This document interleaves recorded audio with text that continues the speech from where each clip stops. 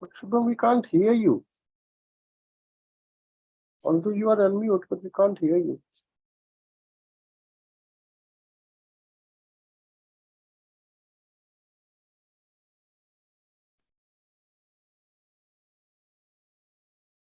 Some volume issue at your end, maybe.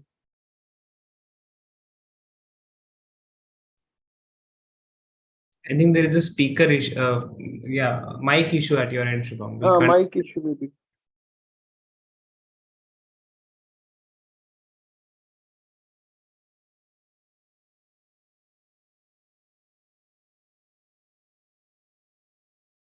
Anyways, no worries. I can start because people are waiting. So, Shubham, can you just start the recording?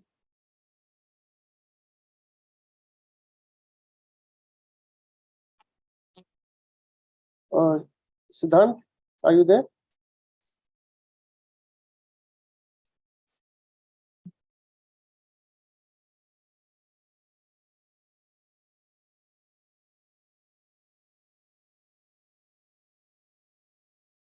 Okay, no worries. I can do the honors. So, I welcome all the participants today to the 6th day of our course. And today we have CA Yash Dadda ji. I'll just quickly read sir's profile. Yash Dadda ji is a fellow member of our Institute of Chartered Accountants of India, and he has been practicing in the area of indirect taxes for the last more than 12 years. His main field of practice is indirect taxes, which includes GST and the erstwhile service tax and excise matters. And sir has been currently handling litigation all through and advising his clients on litigation matters, structuring transactions, and conducting due diligence. Sir is a regular speaker on the platform of DCAS, CTC, ICAI, NASIN, and other regional training institutes. Sir, with your permission, I'll keep some portion of your profile. Sir is a commerce graduate from Rajasthan University, Jaipur, and holds a certificate course from the Institute of Chartered Accountants of India. Today's topic, as all of you would see, is appeals and revision. And sir will be dealing on this very important topic because nowadays many of us have been receiving notices under 73, 74, and we have either preferred an appeal in the first appellate or have gone in a writ petition to the High Court. Some of us have also gone for revision of the orders. And now we all are very keenly awaiting the GST tribunal. So because many matters are stuck up after the first level, at the appellate level, and there is no relief because the tribunal is not established as of yet. So we all hope that it will be formed maybe by end of the year, and the government is making all their sincere efforts to ensure that the tribunals are in place. So with these few words, I will now request our faculty for the day, CA Yash Dadda ji, to please take over and start this deliberation. Thank you, sir. Thank you so much, Tarunji. At the outset, first of all, I would like to thank the organization for giving me this wonderful opportunity to be part of this certification course. In fact, when Shubham had given a call to me for an invitation, and he explained it to me that they are doing an advanced level certification course in respect of various matters related to litigation. I saw the program and I found it very interesting and apt also, considering the times in which we are right now in context of GST. As Tarunji rightly pointed out, that we have now flurry of notices under section 73, 74 and otherwise also. And then obviously that all the notices which are being issued, which culminates into an order, at some time probably we would be the aggrieved parties. At some times probably if we are fortunate, we would have a favorable order, and in either of the two cases, either we have a right to go to the appellate authority or department can go to the appellate authority. And that's really that is the forum where actually one would say that we are at the first level. Technically, that may not be the first level of litigation, but that's technically the second level of litigation, the first appellate authority. But we say that now we are entering into that the phase of litigation on a specific issue, and that's where we start. And the term which I think all of us have started using in ever since GST came in, we first thought of that compliance was going to be the future. Then all of us realized that the focus of government, and rightly so also, is on the automation and use of technology. And then all of us who are practicing in this domain, we thought that now the future is going to be interpretation issues. How do we read the law? And then how do we articulate it before the right forum? And that forum actually starts with once the adjudication has been done at the appellate level.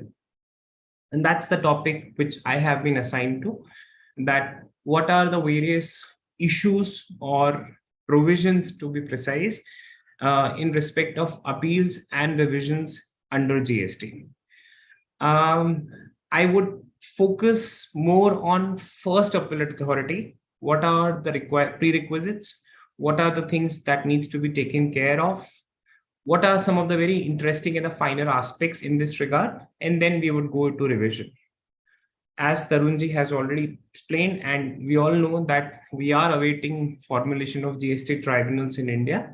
And in fact, 50th Council meeting did give us some glimpses, some timelines which came out from the government side, though where they say idealistically in next 6 to 7 months, we might be able to see tribunals, GST tribunals across India.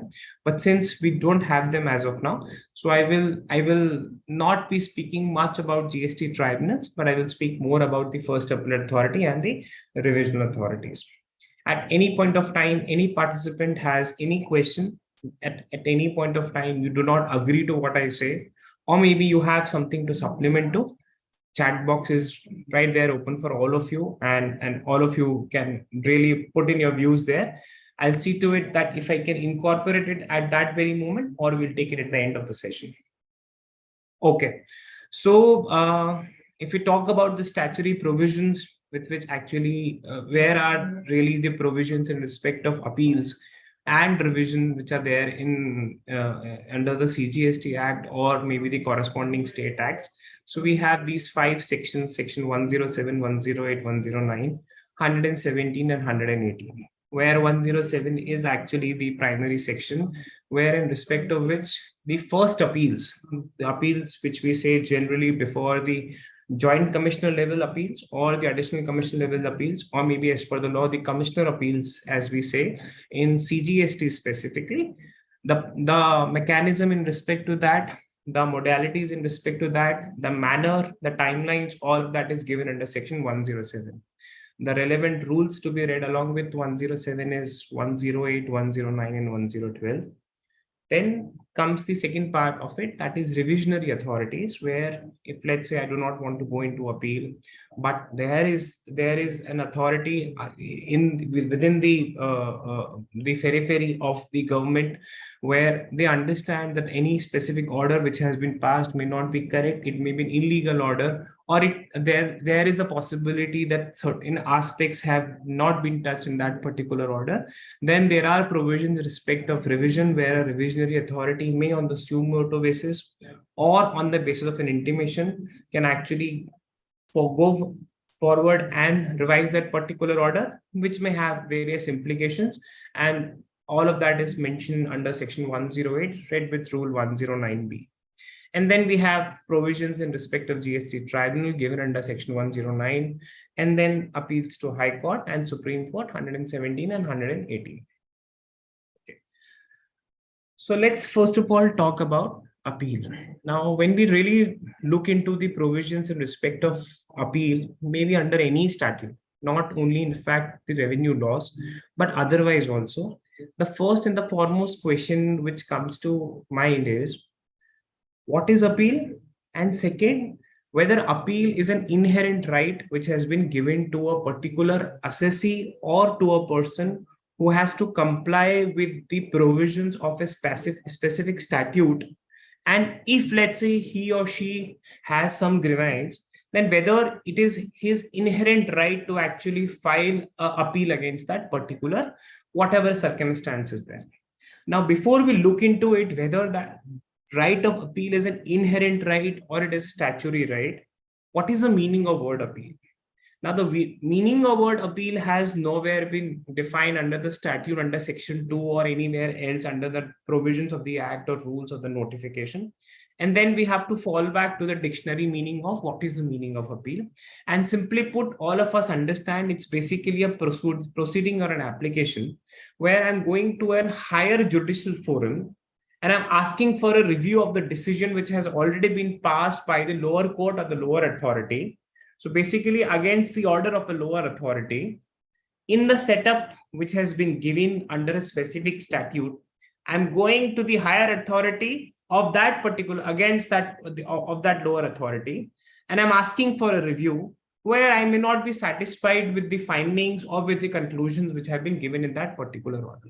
And that's basically we call it as appeal. That's proceeding in as such, or the process of filing an application and then having a final order, we treat it as appeal. Now, whether it is an inherent right or not, this issue has already been deliberated by our honorable courts, and we have judgment from the honorable Supreme Court, not obviously in context of these revenue laws, but as I already mentioned, that appeal as such is not only restricted to the revenue laws, but otherwise also any statute. And there the Supreme Court has categorically held that it is not something which you can call as an inherent right, that just because I am bound by the specific provisions of a statute, if statute is not giving me a opportunity or a right, or it does not have a system where the provisions in respect of appeal are mentioned, then I cannot ask for it as my right, that I have that inherent right to actually go and file an appeal, but it has to actually come from the provisions of the statute. That means we have to really look for the provisions in respect of filing an appeal from the statute. And once we say that, the automatic corollary to that is that if the provisions of the law allow me to file an appeal, along with certain conditions, along with certain procedures, then I am mandatorily required to do that. Otherwise, my right to file an appeal, actually, I cannot execute. So that's one part of it. The second and the relevant part of it is that an appeal, once we say it has to be as per the provisions of the law, if the provisions of the law tells me that appeal has to be filed against an order, then I just can't go and challenge a mere finding which has been given by any authority. So let's say I am satisfied with the order which has been given to me, but I do not agree with a specific finding in the provision, in an order which is there. I do not want to challenge the order, but I just want to challenge the finding which is there. Then if GST law per se, if it allows me, which we will see later whether it allows us or not, if it allows me to only challenge the finding, then I can go to the appellate authority or the higher forum as we just read, and then tell them, let's see, against the order, I do not have a problem. Order is absolutely fine, but I do not agree with the specific findings which is there, and I want to file an appeal against that. Okay. So so we have first got a question that in how many days we can file appeal. We'll come to that question in a while. Okay. So that means if the statute asks me to file an appeal against an order, it has to be against an order. While challenging the order, I can then obviously challenge the findings. Then, as we said, it comes from the provisions of the statute.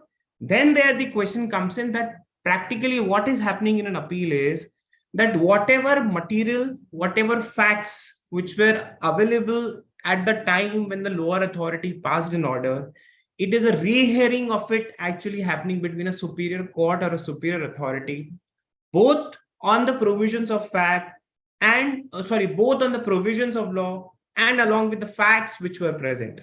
And as we all say that to be a good lawyer, to be a good litigator, once we are articulating any specific appeal before any authority, or in fact when we are representing ourselves, it is very important to know the law, but it is even more important to actually know the facts of the case. And we have to apply the law on the given facts which we have, but we cannot apply the law blanket by saying that because there is specifically something written in the law, irrespective my facts correlate to that or not, I would only argue on the law.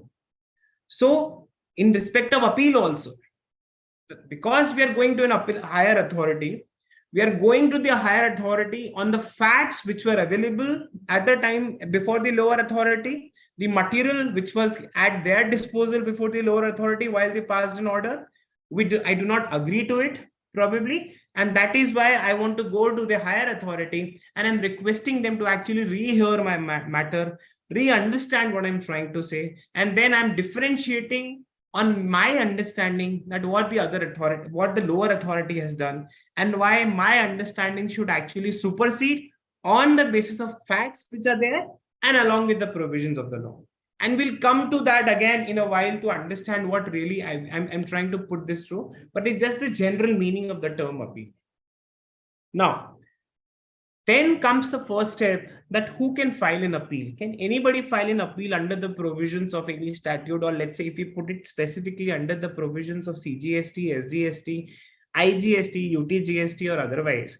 Can anybody file an appeal? The answer to that lies if we specifically read in context of section 107, that is first appellate authority, or maybe in context of the second appeal, that is 112, that is before the GST tribunal.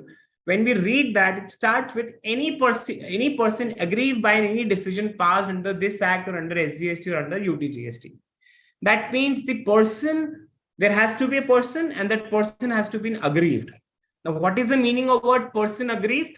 Again, the provisions of the law do not define this phrase or these two letters. And again, we have to fall back to the dictionary. When we go to the dictionary, we understand that aggrieved specifically means that somebody who is been directly affected in the course of adjudication, whose right in a property may have been hampered, or whose pecuniary interest in a particular issue or the subject, which was the matter of adjudication, his pecuniary interest he feel was hampered, or it was to an extent it was not fair with him that whatever has happened, and he feels that he has a grievance against that particular order in a pecuniary manner, or maybe some property which belonged to him. Now that right under that property may be taken away.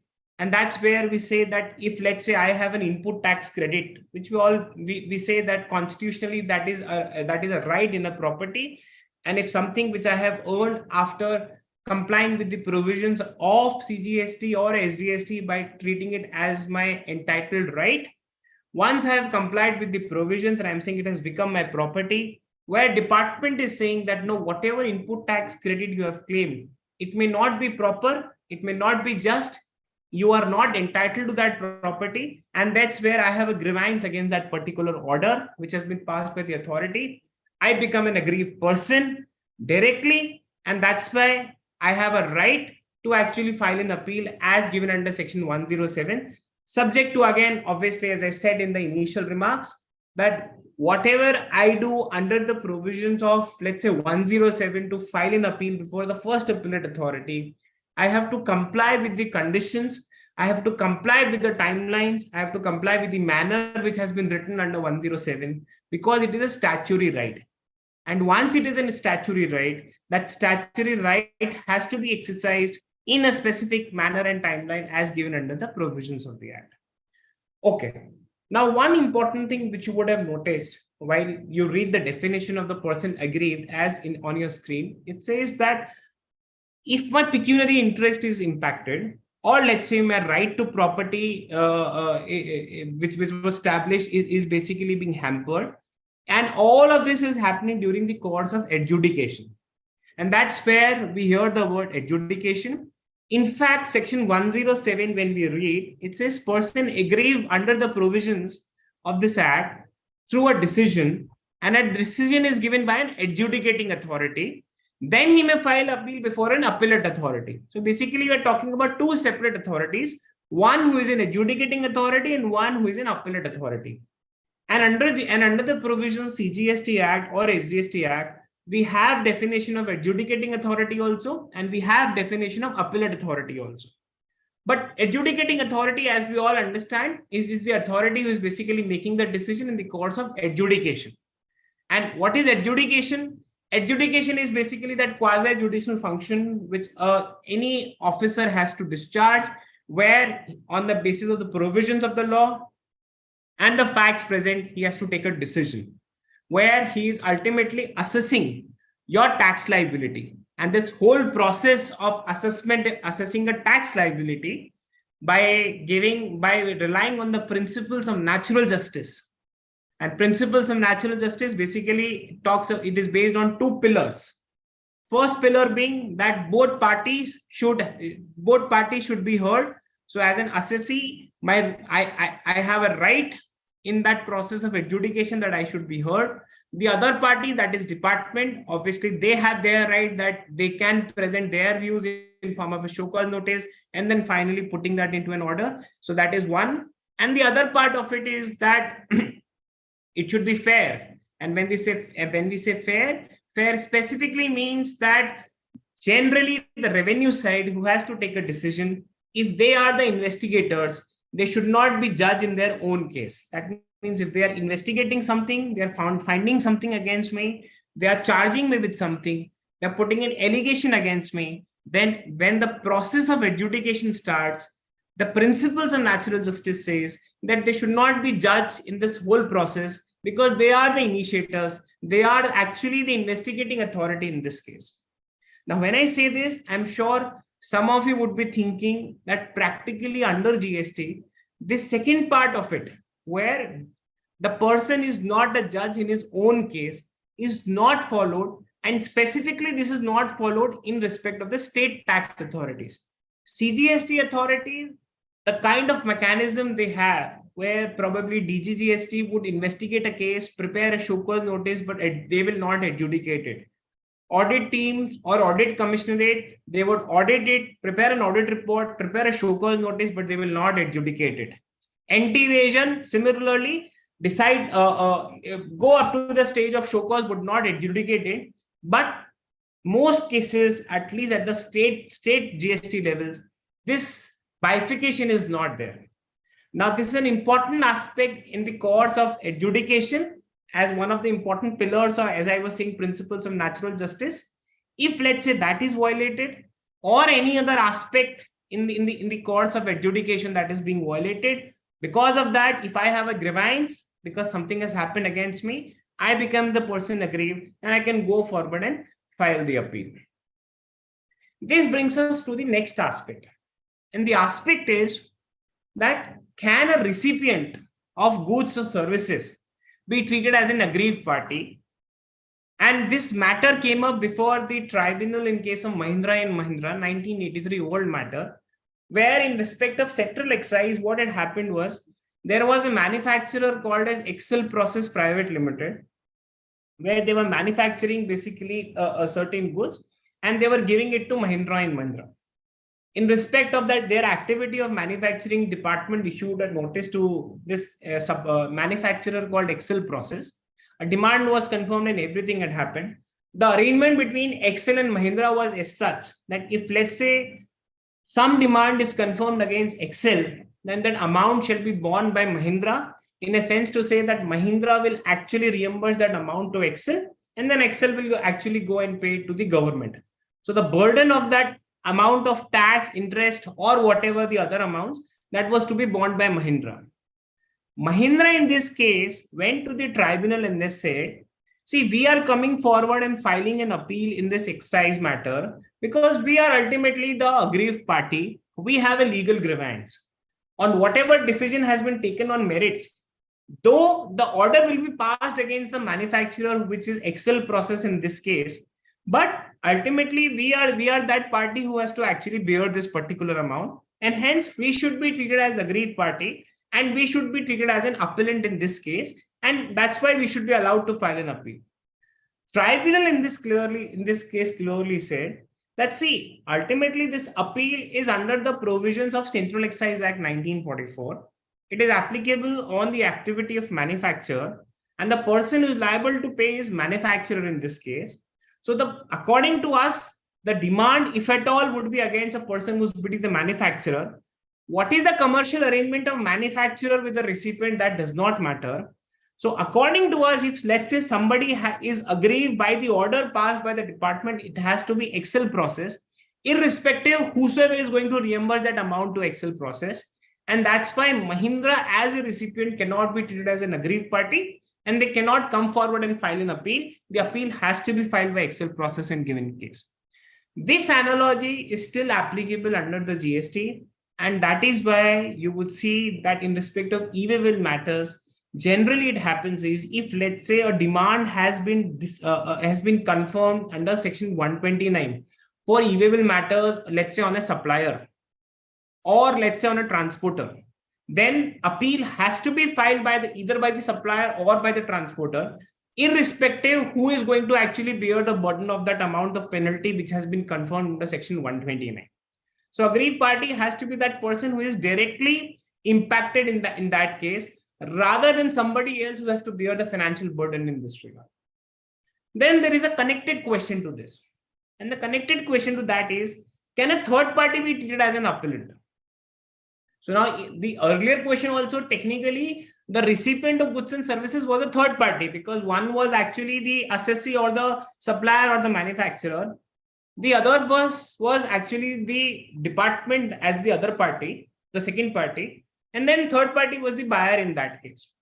But in case of Northern Plastics Limited, what had happened was that department actually wanted to come in a proceeding, and not department in a sense, not excise department rather, but some other central government department wanted to be actually part of the proceedings, and they wanted to file an appeal in this case by saying that we are aggrieved party in this particular manner and we should be actually allowed to enter and file an appeal. There again, Honorable Supreme Court clearly and categorically held that people who are part of the adjudication process and only parties who were there during whose proceedings were before the adjudicating authority can only be treated as aggrieved party, either of the two, and they can come forward and file an appeal. And that is why it is very settled and clear that apart from the assessee against whom the order is passed, or the adjudicating authority who is actually passing the order, and in fact, in case of adjudicating authority also, if they actually get under the provisions of the law, if they get certain type or certain confirmation from the provisions where, let's say, their senior can review their order and instruct them or instruct somebody else to actually go and file an appeal, those two can only be treated as aggrieved party who can come forward and file an appeal. That is why you would say that under section 1071, it says any person who is aggrieved, they can file an appeal. And 1072, which is regarding where department, let's say, wants to file an appeal, there the commissioner has been empowered to actually go forward and file an appeal or authorize somebody to go and file an appeal once they go through the order and they realize that department may be an aggrieved party in this case. So sum and substance of these two things are that in a commercial transaction, let's say, if somebody has to actually bear the amount of whatever tax is being decided in adjudication process, that unless he or she is that person against whom the order has been passed, they can't come forward and file an appeal before the GST authorities, because they will not be treated as any person aggrieved under the provision of 1071. And in case of department also, or the revenue side also, unless the provisions of the law actually authorize and empower a specific authority to actually file an appeal or allow them to authorize somebody else to file an appeal, no other departmental authority can come forward, or any other department of government, be it central or state, can come forward and file an appeal, at least at the first appellate and the second appellate of stage. And I think probably this aspect we have to always keep in mind in terms of that who has to be the appellate authority, who has to be the appellant in this case. Now, as I said, that we are not filing an appeal against a mere finding, but rather we are going forward and filing an appeal against an order, and that order has to be passed by an adjudicating authority. There is a definition of adjudicating authority given under section 2 subsection 4 of the CGST Act. And when you read that definition, it says any authority appointed or authorized to pass any order or decision under this act. And then there are a certain list of exclusions who may actually pass an order But for the purpose of the term adjudicating authority as mentioned under the Act, they will not be treated at par with adjudicating authorities. That is CBSE board, advanced ruling authorities, AAAR or appellate advanced ruling authorities. In fact, the first appellate and the second appellate authority, they will never be treated as an adjudicating authority or the National Anti-Profiteering Authority. These are not treated as adjudicating authorities, meaning thereby, what does this mean? This means that any order which has been passed by these authorities, it will not be treated as an order passed by the adjudicating authority, and hence no appeal would lie before the first appellate authority. That is, we are talking about when we say first appellate authority, that is Joint Commissioner Appeals or Additional Commissioner Appeals or Commissioner Appeals. So no appeal would lie before the Joint Commissioner, Additional Commissioner Appeals or Commissioner Appeals of any of the order passed by these exclusion. Apart from that, any other authority who has been authorized under the provisions of the Act to pass any order, they are treated as an adjudicating authority. And if their order, if let's say I am aggrieved by their order, against that I can go forward and file an appeal before the first appellate authority. Now we see one more word is there, that is proper officer. So under 1071, the words used are adjudicating authorities. But there is one more definition which is given as proper officer under 2 subsection 91. And proper officer, it says any function to be performed under this Act, which would be actually include the commissioner. And if let's say the person is assigned or any other central tax officer who is assigned that function by the commissioner in the board. So that means commissioner would be a proper officer, and anybody else who's actually assigned the function by commissioner in the board through a certain procedure, they would be treated as proper authority. Now, mind you, friends, there is again a difference between adjudicating authority and a proper officer. Proper officer is basically who can do variety of functions. Okay, variety of function may include passing an order, but all the proper officers who are actually passing an order as per the provision of the Act, only they are treating it as adjudicating authorities. And from those adjudicating authorities, certain are excluded from adjudicating authorities, the list of which we just saw. Now, who are those proper officers who are passing the order? Against that, we have a circular issued 3/3/17 on 5th of July 2017, where proper officers were assigned various functions. So that circular, if you would go and look at it, the screenshot of that I have placed on the screen. It may not be very clearly and easily visible, but when you would look at it, you will find that reference to a lot of sections and subsections have been given before each of the officers of various ranks as to what are those functions which they can do. And during the course of discharge of that function, you will see that under a reference to specific subsections, there is a power given to them to actually pass an order. Like, for example, all of us know that under CGST, a superintendent can pass an order under section 73/74, subject to that monetary limit of 20 lakh rupees. Beyond 20 lakh rupees, there is deputy commissioner and assistant commissioner who can pass an order. Beyond their monetary limit, additional commissioner and joint commissioner can pass an order. Now, they are not only authorized to pass orders under section 73/74, but there are a variety of other functions which they do. But in course of discharge of variety of those functions, if let's say they're passing any specific orders against which I may have a grievance, then against that particular order, I can go forward and file an appeal. Now, friends, this is very important. I'm sure when you had your session on drafting of show cause notices, the faculty would have told you that jurisdiction is a very important concept while you're replying to any of the notices which is coming, because any notice, any order which has been actually issued by any officer under the Act, which is beyond his jurisdiction, that means something which has not been assigned to him, something for which he is not authorized. It's an order or a notice which is per se bad, and it is ab initio incorrect.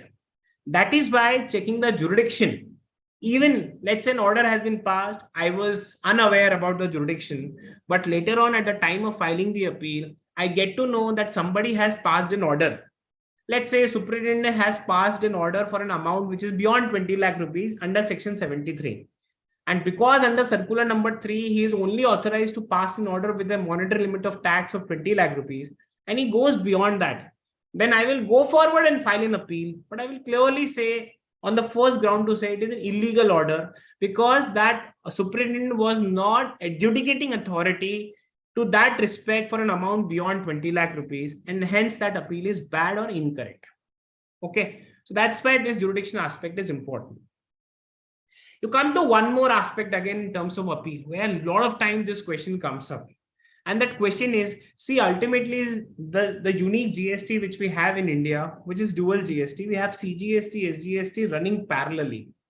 And we see that the law, when it was implemented in India, it was said that it has to be a single interface. We don't know today that we really have single interface or not.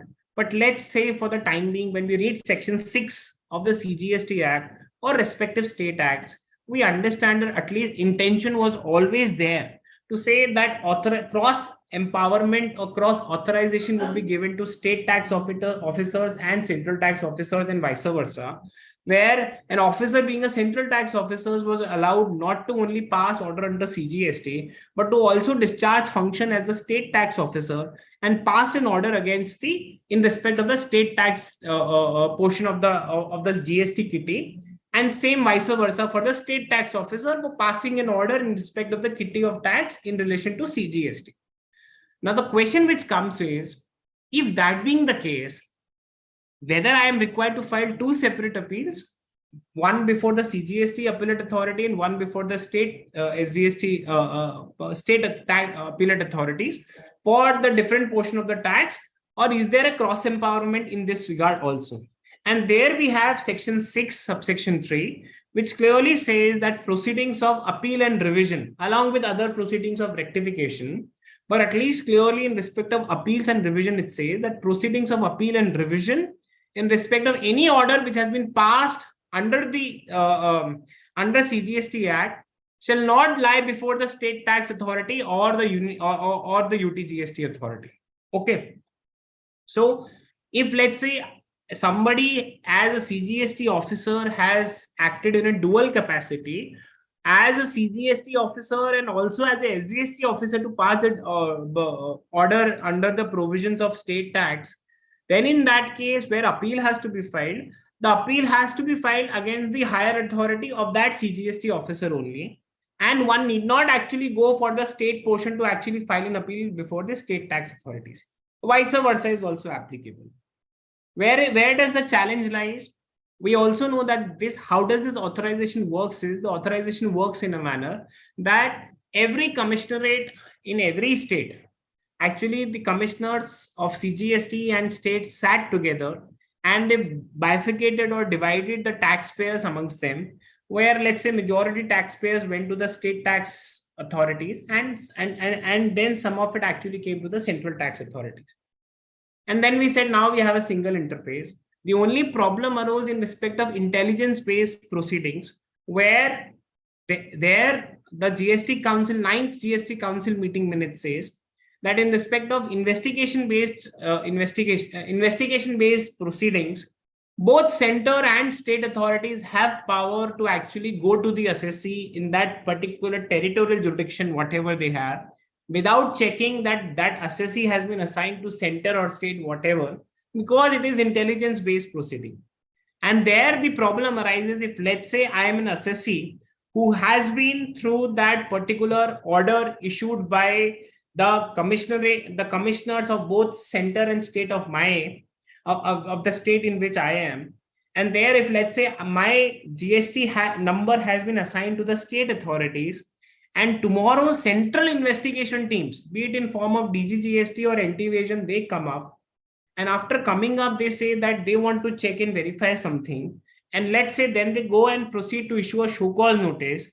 And then let's say they pass an order. Whether I would file an appeal being an assessee under the state authorization before the CGST authorities or before the SGST authorities. And the answer to that somewhere comes from section 6 by saying that if let's say the order has been passed by the central tax authorities, then I have no other option but I have to go and file an appeal before the appellate authority sitting under the CGST Act, but not before the appellate authority which is under the SGST Act, though my GST number has been assigned to the state, but because in respect of that particular matter, against which order has been passed by the CGST authorities, there the appeal will also be lying against the CGST authorities only. So I hope I'm clear on that aspect, that in respect of cross empowerment, we have to see that who is passing the adjudicating order, and accordingly the appeal would lie to their immediate senior, but not to the senior at the parallel act. With this, we come to definition of appellate authority, which is given under section 2 subsection A, and it clearly says that authority basically is appointed to hear an appeal as referred in section 107. 107 is the matter which we're talking about, that is first appellate authority. Now, here in this case, the rank of the officers which are there in CGST and SGST, though we understand that after GST, the ranks have been aligned to each other. So in state, if let's say we have earlier CTO and STO or whatever being ACTO and all those names, now they have been rephrased, and now we have phrases like, we have ranks like assistant commissioner, deputy commissioner, joint commissioner, additional commissioner, and commissioner, and so on and so forth. Similarly, when we talk about appellate authorities, under the provisions of the Act, under GST specifically, we have two appellate authorities or two different ranks of appellate authorities under CGST, that is commissioner appeals or joint commissioner or additional commissioner appeals. So we have commissioner appeals or we have joint commissioner or additional commissioner appeals, where if let's say some order against which I want to file an appeal, and that order has been passed by superintendent, superintendent or a deputy commissioner or an assistant commissioner, then I will actually go to my jurisdictional joint commissioner or additional commissioner appeals, go and file an appeal. If let's say the order has been passed by a regular additional commissioner or joint commissioner, mind you, not by the appellate joint or additional commissioner, but a regular joint commissioner or additional commissioner, then the law says the appeal has to be filed before the commissioner appeals.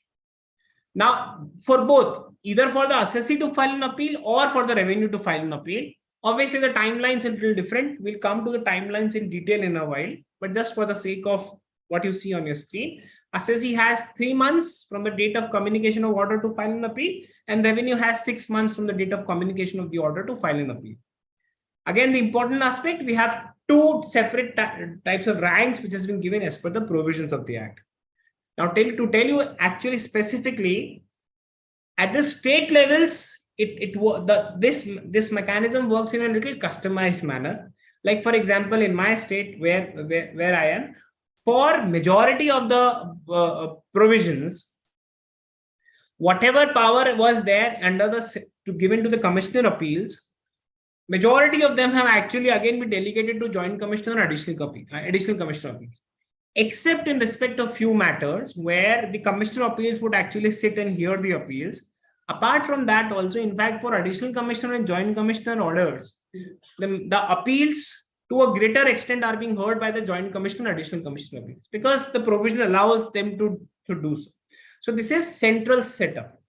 You come to the state side of the setup, and there you realize that there is a little tweaking already, where the respective state law says, earlier we read the CGST Act. Now, when we read the SGST, the state law says here you will have 3 ranks which comes from the provisions of the Act.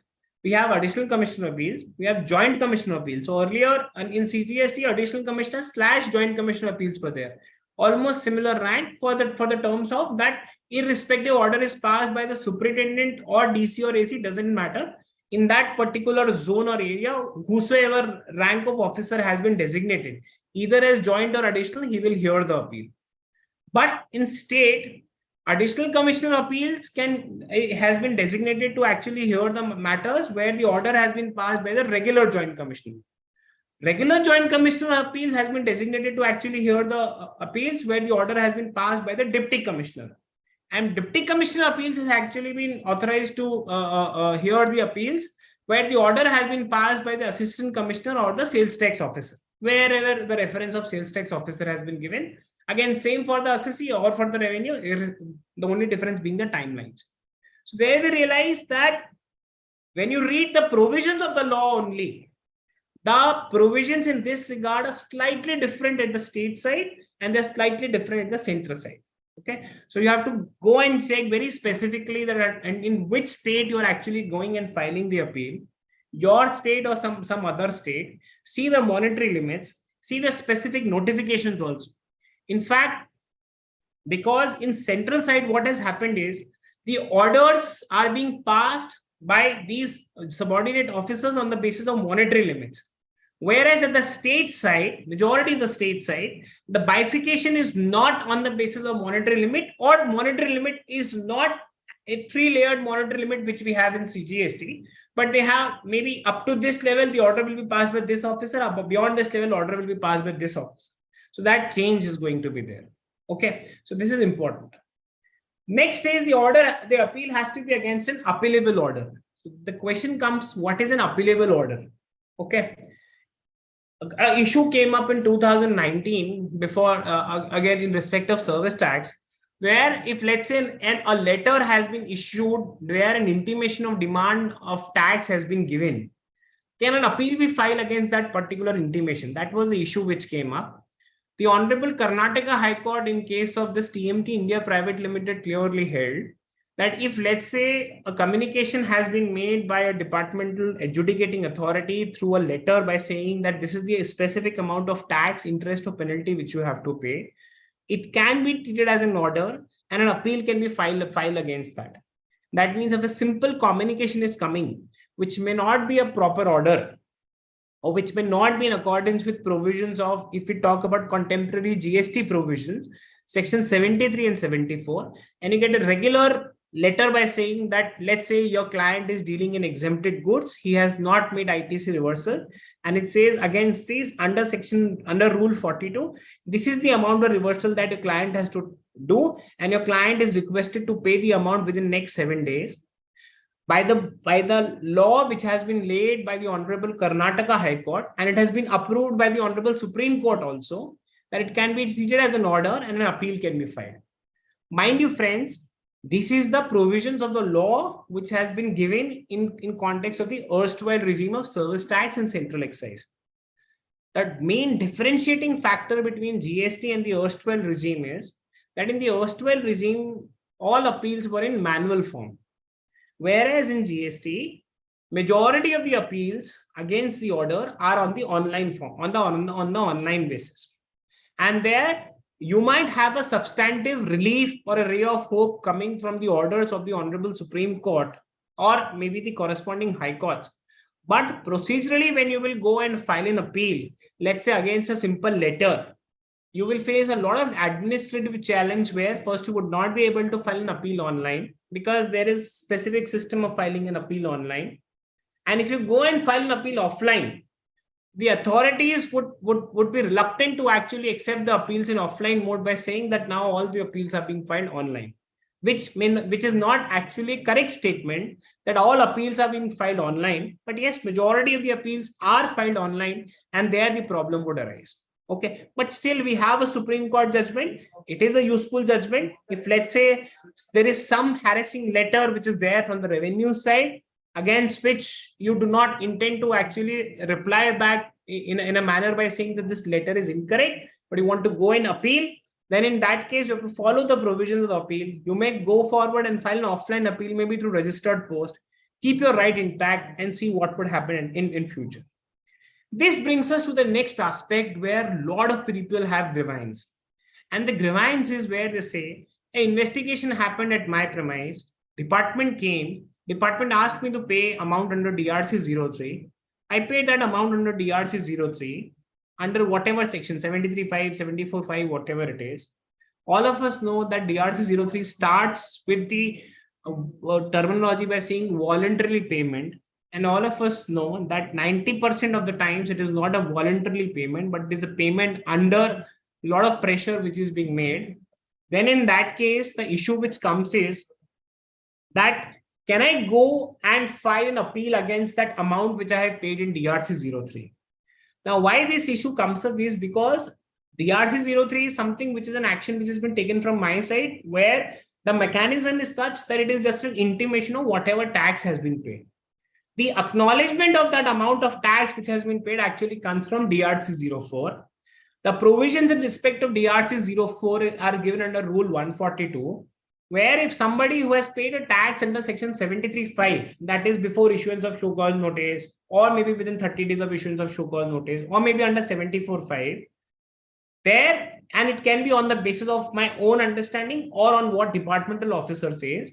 And on of that amount of tax, if let's say department wants to issue an acknowledgement and wants to accept that payment of tax, I don't want department to accept that payment of tax. Department is saying, I will accept that amount of tax because you have done that in DRC 03 and do not have a problem. If let's say department had issued a DRC 04 to me as an acknowledgement, can I go forward and file an appeal against that DRC 04 by referring to the judgment of this TMT India Private Limited, which has been actually approved by Honorable Supreme Court also?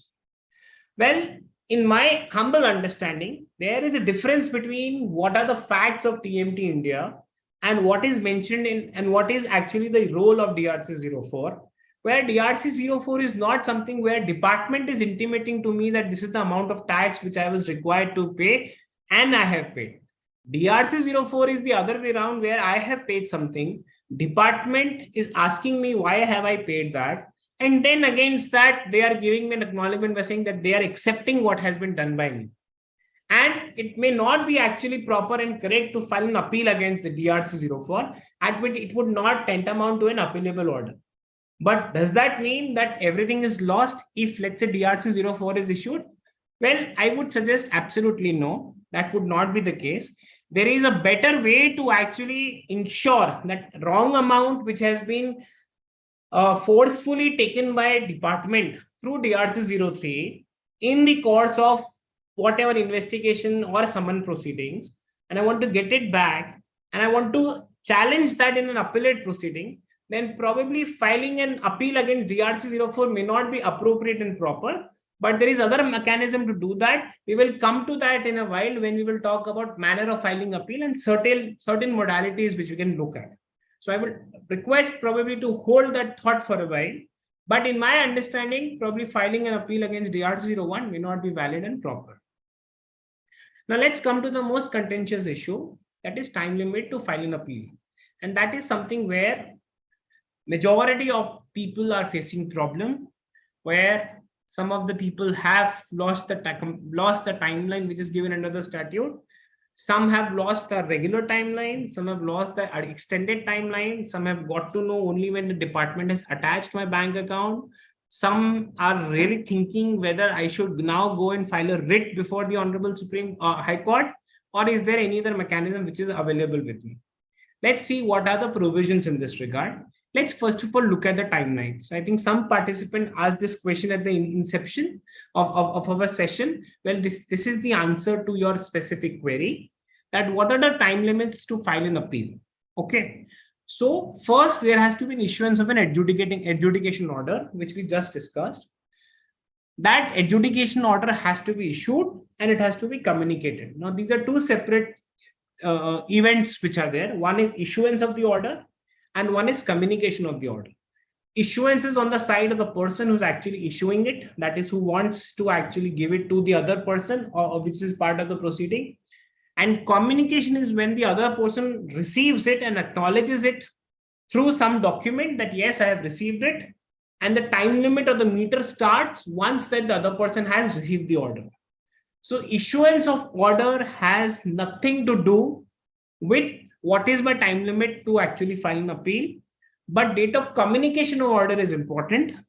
I'm sure all of us who are in this era of technology would say there will not be a difference between date of issuance and date of communication.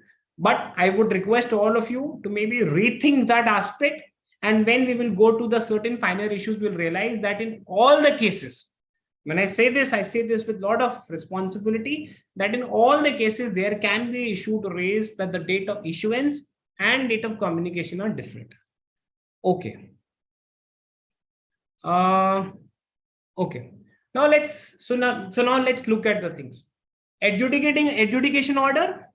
What is the time limit? 3 + 1 month from date of communication. 3 months is the regular time limit from the date of communication. Now, what is important again is to underline what I have also marked in red is it is 3 months, not 90 days. And in fact, I come from that era of central excise and service tax, where the time limit for actually filing the appeal was 60 days or 90 days. Okay. Now the GST law says 3 months plus 1 month. So is there a difference between 90 days and 3 months? That is also very interesting. In fact, we have a recent High Court judgment also in this regard. So first appellate authority, 3 plus 1. 1 is a condonable time limit, where within 3 months, if I'm filing the appeal, from the date of communication, department cannot ask me, why am I filing the appeal on the very end of the 3 months? I mean, they do not have that authority to ask that question to me. If I wake up on the last day and I file the appeal on the last day, but if it is on the third month, it is absolutely fine. The problem starts if, let's say, that point, the 3 months have passed and now the additional 1 month is there. There also I can go and file the appeal, but that appeal, when I'm filing, it is in that extended condonable period. There the question will be asked by the appellate authority that tell me why there was a delay, give me a reason, I will hear the reason, and after hearing the reason, if I am satisfied that it is a genuine, legitimate reason, I will accept your appeal and I will treat it as a regularized file appeal within the period of whatever statutory time limit is there. So that means beyond 1 month period, which is there after 3 months, is something which is dependent on the discretion of my appellate authority. Yes, they can reject it, but if they want to reject it, they have to pass a speaking order. That means they have to clearly lay down the terms.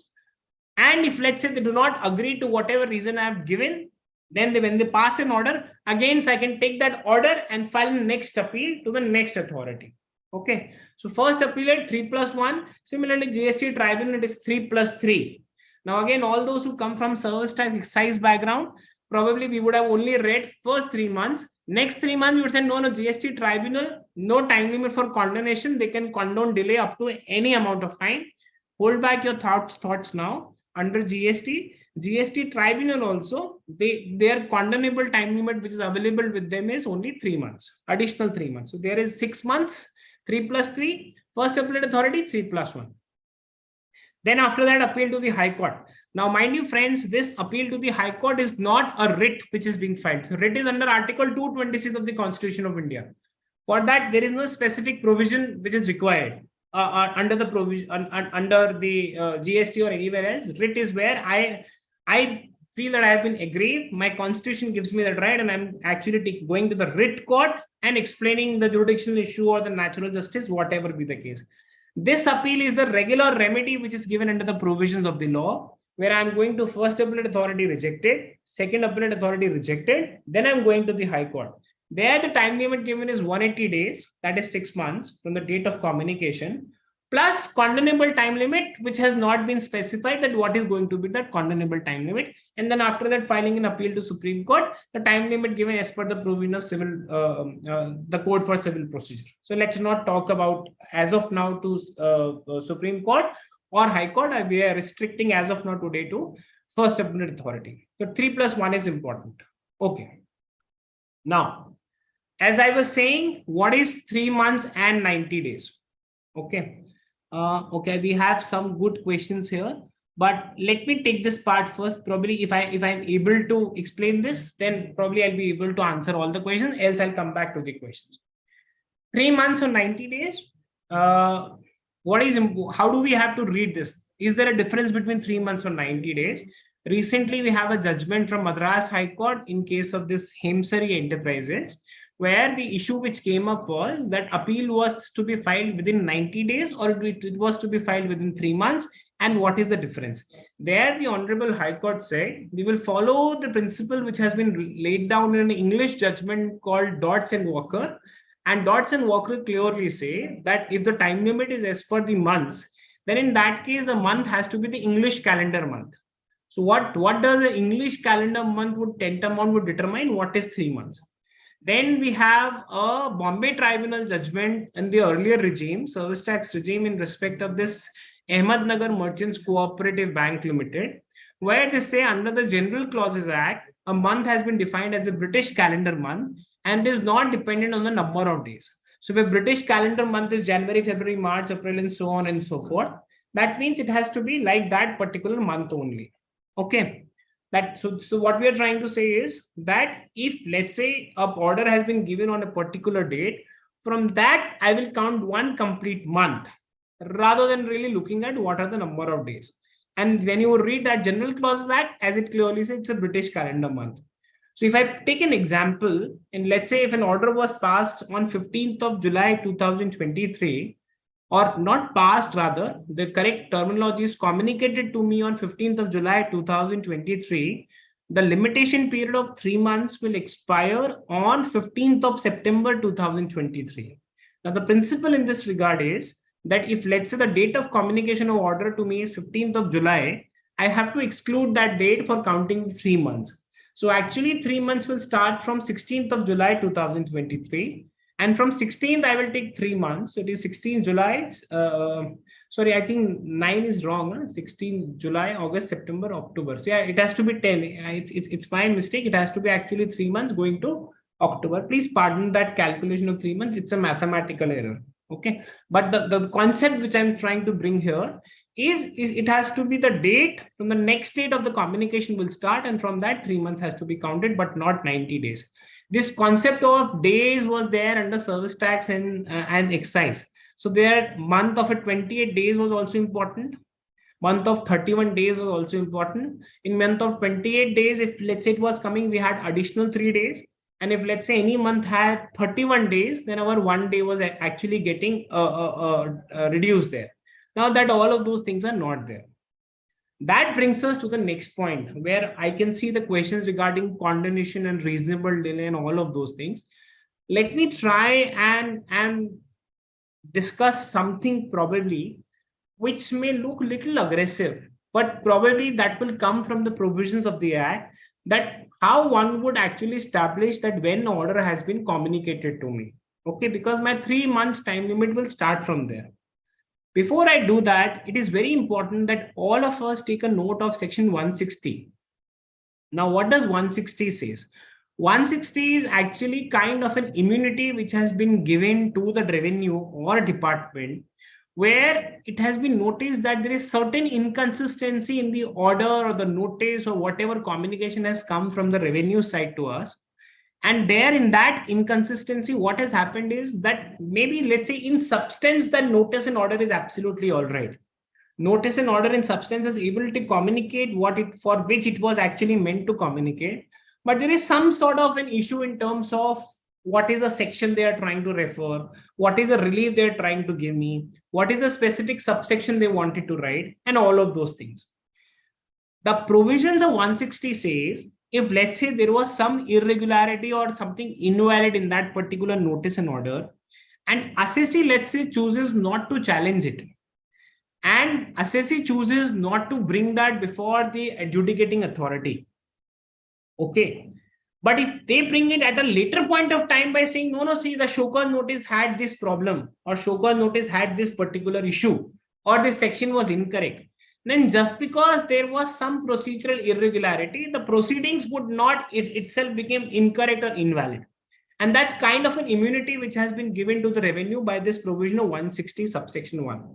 What does this specifically mean is that whenever as an assessee, you first time see any notice, order, communication, and you realize that there is an error, and that error merits is a very later stage, but error in terms of what is the date mentioned, how it has been communicated to me, what is the section which has been mentioned there, what is the computation which is given to me, what are the documents which are attached to it. All of that, if I realize that there is an error there, 160 subsection 2 clearly tells me that the first instance you see it, you have to bring it to the notice of the department. If you don't do that, and at a later point of time, you come back and say, see, at the earlier stage, there was this problem, then 160 will save the department and you will not have any other benefit available. Okay. That means this 160 kind of scares us to say, or rather it makes us alert to say that whatever you see at the first instance is very important. Now let's talk about what we see at the first instance and how can we use that in the appeal, which is technically not the first instance, but that is a second instance. And why am I saying this? Okay, we have section 169, very important section. In fact, all the matters relating to delayed filing of appeals, where we are saying my time limit has lapsed, department is recovering my amount from the bank account, What can I do? What grounds I can take in condonation? Can department condone the delay beyond 3+1 months? Or what can I do to prove that it was a very reasonable error on the part of the assessee or on the part of the consultant? Before we really go on to that concept of condonation, let's look at section 169.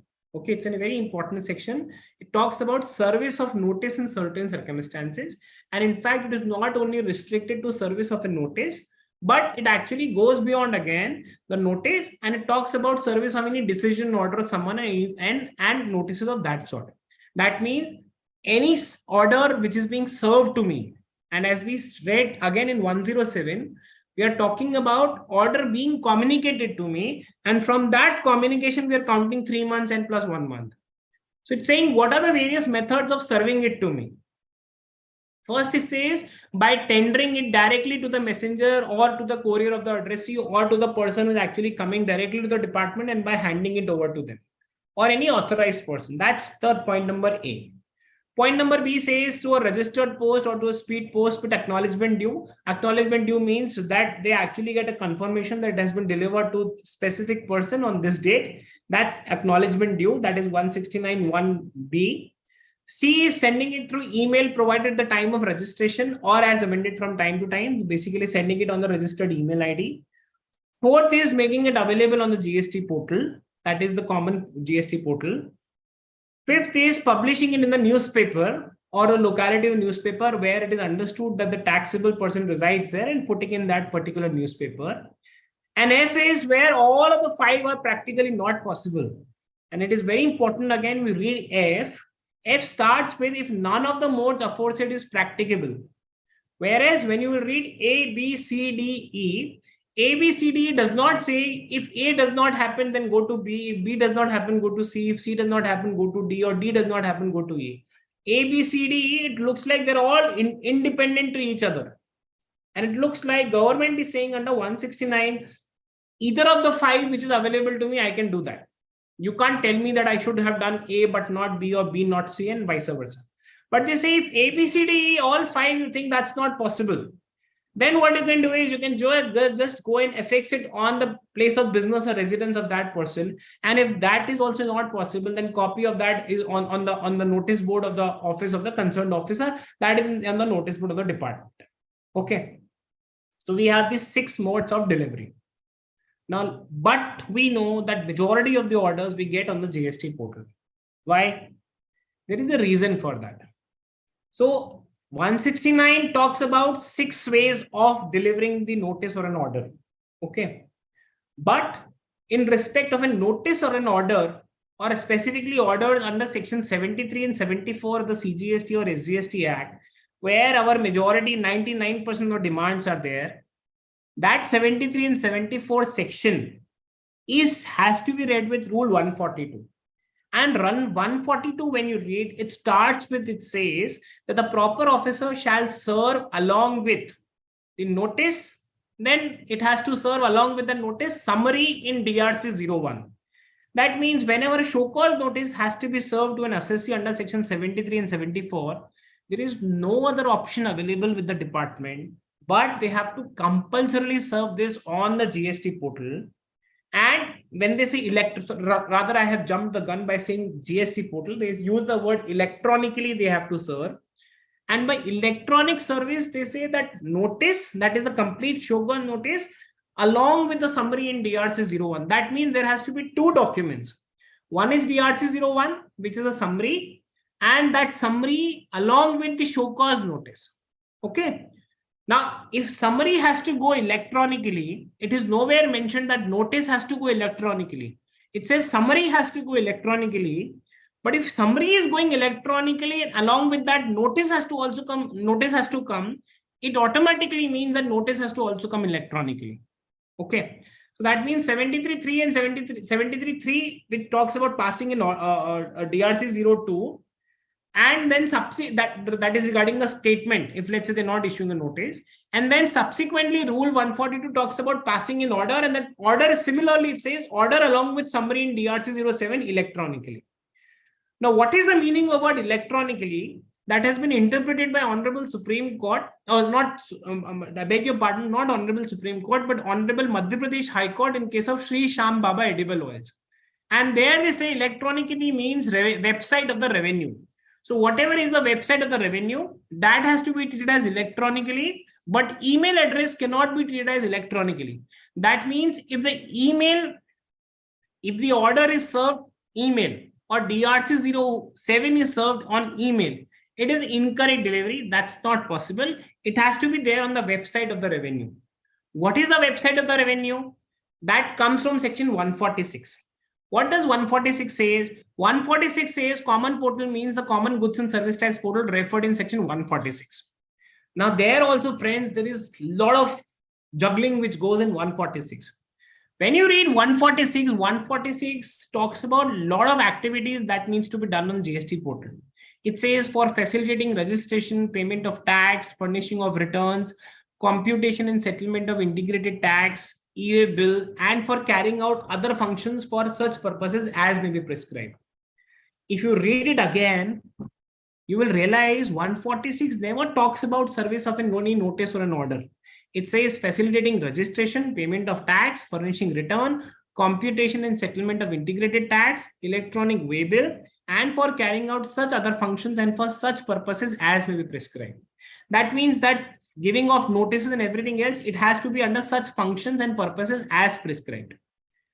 You look at the notifications which has been issued under section 146, you will find 3 notifications issued under 146. One in 2008, 2 in 2018, 1 in 2019. 2018 notification regarding what is the role, what is the gst.gov.in can do. gst.gov.in is actually for the purpose of facilitating registration, payment of tax, furnishing of return, computation and settlement of integrated tax. Go back and read notification number 4 and notification number 9 of 18. Nowhere it says that furnishing or issuing of orders on GST portal is actually giving on gst.gov.in. But since 2017, all of us have been receiving notices and orders on GST portal. That means government had to notify this. Government realized this error in Finance Act 2022. In the Finance Act itself, they brought a schedule, and in that schedule, they said for all other purposes to be prescribed, they said with retrospective effect, we will notify gst.gov.in. That provision was notified from 1st of October 2022. And from 1st October 22, they regularized this from retrospective effect to say that now gst.gov.in is prescribed for all other purposes. Again, there is an error. The error is that when you read 146, 146 says that the functions have to be prescribed. So till the time under a specific rule, all the functions are prescribed, for which gst.gov.in can be treated as a common portal unless the function is specified. Still, it can be argued by saying just by uploading the order on GST portal, it is not in compliance with provision of 146.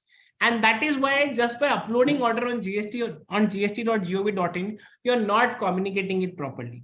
No doubt, whatever I'm saying is very highly litigative, but that is a good chance to at least actually go and file an appeal in the first appellate authority, maybe get it rejected. When the tribunal form go to second appellate authority, maybe tribunal would understand it. And then if tribunal does not understand it, then go to the high court if the quantums are high, rather than going to the writ court right now and take this particular route. So this is one specific issue. So 2 things which comes out of it. 73, 74 orders which are not on the GST portal, it is improper service. As per rule 142, your orders have not been served to you at all. Your time limit of 3 months has not started. You have an order on GST portal. You do not have a DRC07. It is non-compliance of rule 142. Hence non-compliance of section 74. Your time limit has not started. You have an order on GST portal. Okay. You have DRC07 tab shown on GST portal, but you cannot download DRC07. Again, it's a non-compliance of 142 or 74. Your time limit has not started. You have an order on GST portal. You have DRC07 on the GST portal. Your time limit has exhausted, but still you want to argue by saying that GST portal is still not a common portal notified under section 146. You can go forward, still argue, file an appeal because you're saying my time limit has not started till the time it is notified there. Okay. Your order is there on GST portal. You have a DRC07 on the GST portal, but the order is not signed. And the department is saying I need not really sign the order because my DRC07 comes through my login ID only. I only put an OTP. That's an authentic order. Why are you really looking for just a mere PDF signature and affixing a signature and doing it that way? We have a Bombay High Court judgment of 2022 in case of this Ramay Suchit Malusre, which clearly says that an unsigned order which is there on the GST portal is as good as order never served to you properly, and the time limit of 3 months has not started. You have an order on the GST portal. It has a digital signature, but it says digital signature with a question mark, digital signature not verified. It is as good as unsigned order. Use this judgment and the time limit has not started. Last, if let's say all of this you say, no, all of this is very, apart from that, is there any other argument? Still, there is one more argument. The argument is go to 169, read 169 subsection 2. What is 169 subsection 2 saying? It says every decision, order, summon, notice, or any communication shall be deemed to have been served. Now, these words are very important. There is a deeming fiction of service, which is given under 169.2. Shall be deemed to have been served on the date on which it is tendered, published, or copy thereof is affixed in the manner provided in subsection 1. Now, 3 words are used: tendered, published, copy thereof. I have made 3 different colors: red, blue, green. You read 169.1 and you find out these words, you will find tendering has as a word has been used in 169.1a when the order is given physically. Publishing has been used in respect of 169.1e, that is where it is published in the newspaper. And affixing has been used in respect of 169.1f, where it is basically being pasted on somebody's house or office or maybe department. There is no deeming fiction given in respect of 169d, 169.1d, when the order is there on the GST portal. That means just because order was uploaded on the GST portal, it cannot be deemed that it was served till the time I do not open it and till the time I do not actually see it. Now, the question which will come is, when did I see it? At what date I see it? Should I need to keep a track of it? Technically, that's government job to do that. Because whenever we argue all these matters on limitation, first thing we say is that order was not served to me. Then what generally tribunals would do in the earlier period, in the earlier service tax or excise regime, they will ask the department, okay, department, please tell us what is the date on, what is the dispatch date and what is the confirmation which you have in your file. Department will say, I have a dispatch date, but I do not have a confirmation date. There the problem would come before the tribunal, or the tribunal would say, till the time you do not have a confirmation that the order was served to the assessee, how are you sure that it was actually being communicated to them? You have dispatched it, we are not doubting it. But whether it was actually received by them or not, how would you basically put it that way? Similarly, same argument. Department might have uploaded on my GST portal.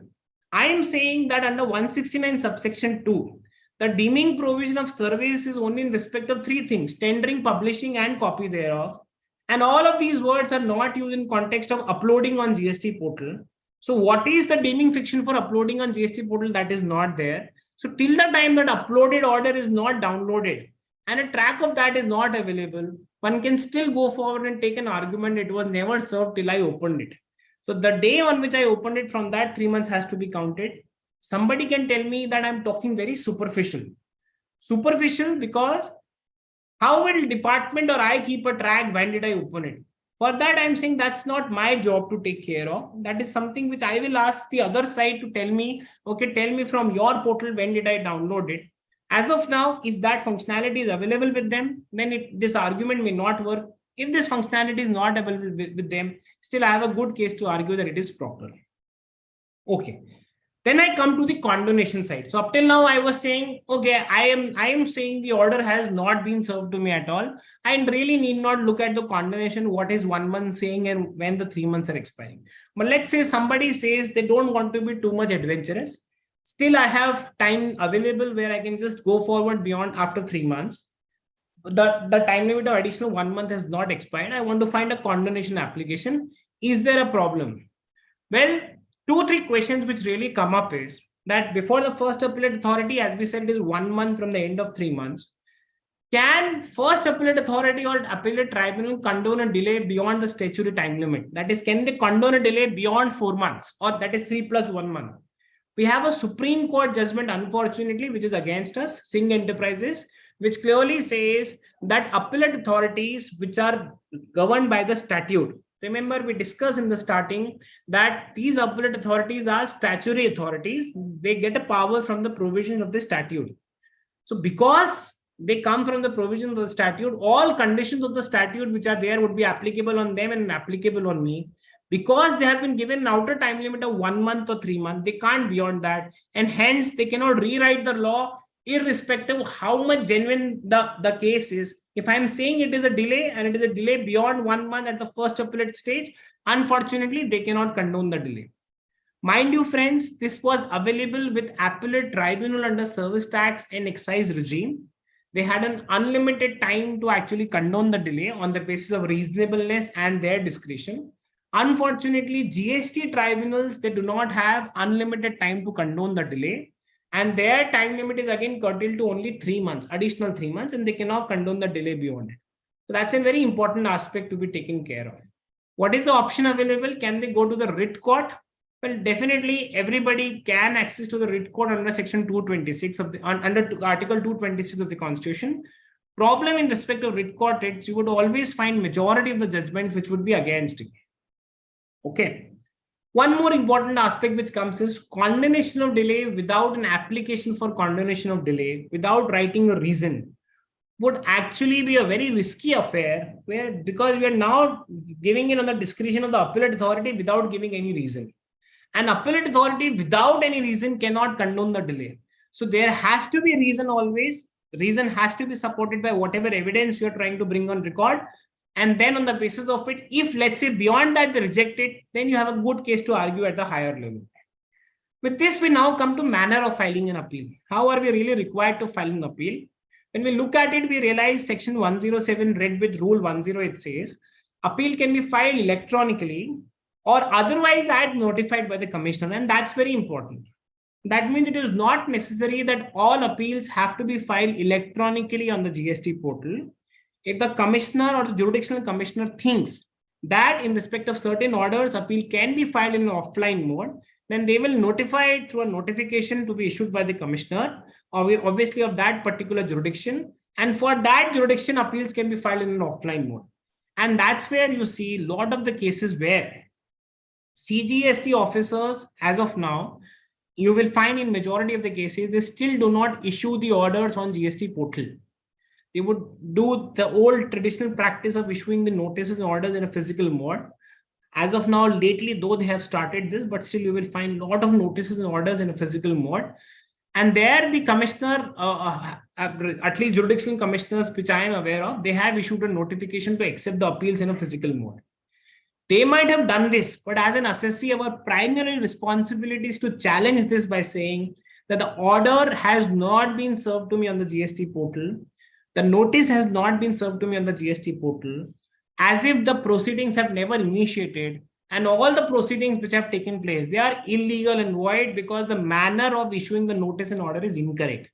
That argument should always be taken because we have an MP High Court judgment which supports us. And in fact, if I'm not wrong, we have a Kerala High Court judgment also, which is on the same lines. So till the time they're not on the portal, all timelines and everything else, they haven't started. The procedure has not been followed. The appeal has to be filed in a certain format. That format is APL 1. If you're doing it online, that format is there. You have to just fill the numbers and the things which I mentioned there. If you're filing an offline appeal, you have to manually actually prepare the format along with the other documents that needs to be given.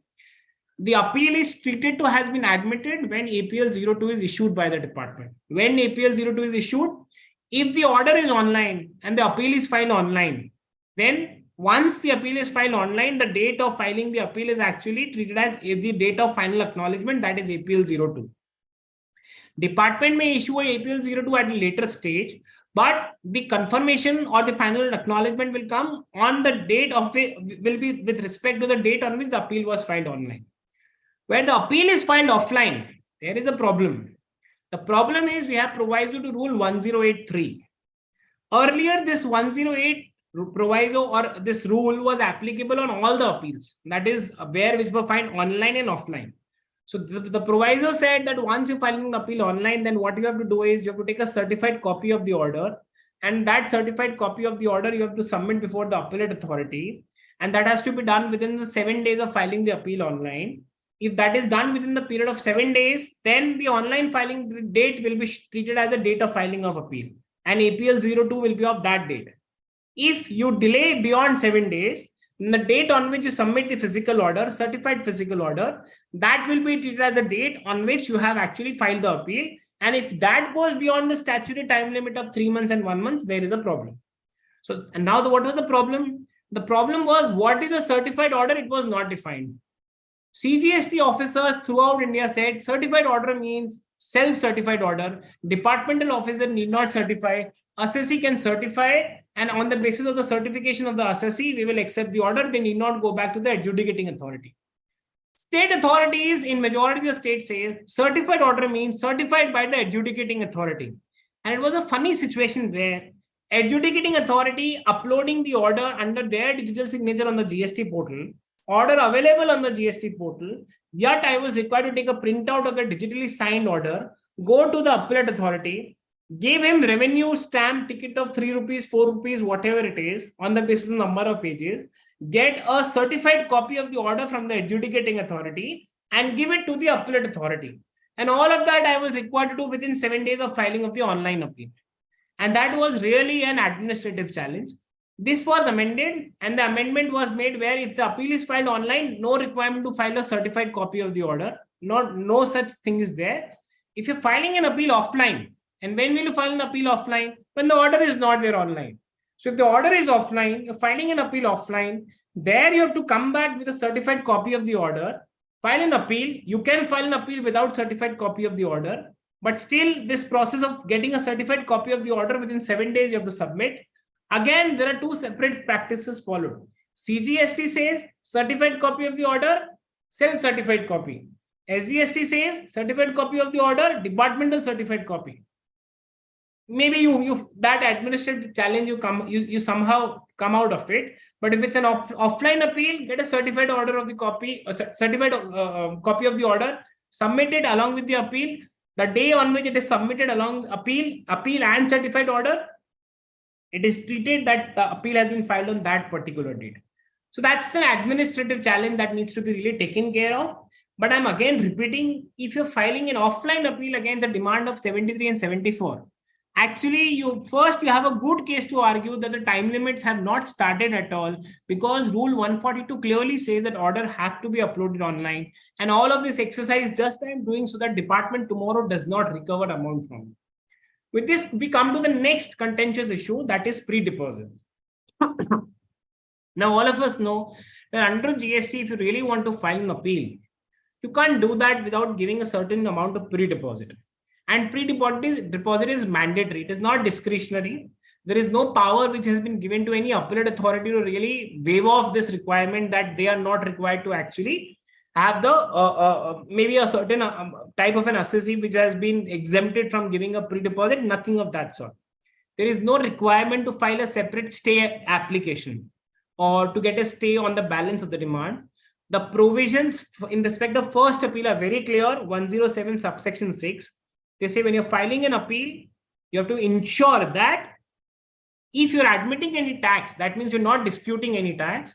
There is a specific column in the appeal memo which says what is the amount of tax you're admitting and you're not disputing. Write that amount of tax, interest, penalty, pay that in full. Don't do it like this, that you admit a tax, but you don't pay it and you say, I will pay it later. At the time of filing appeal, either don't admit any tax. If you're admitting a tax, pay it then and there. Amount of tax which you're not admitting, against which you're actually having a dispute or grievance in a filing an appeal, pay 10% of the tax amount. What is the interest? Doesn't matter. What is the penalty? Doesn't matter. What is the tax amount? Just pay 10% of it.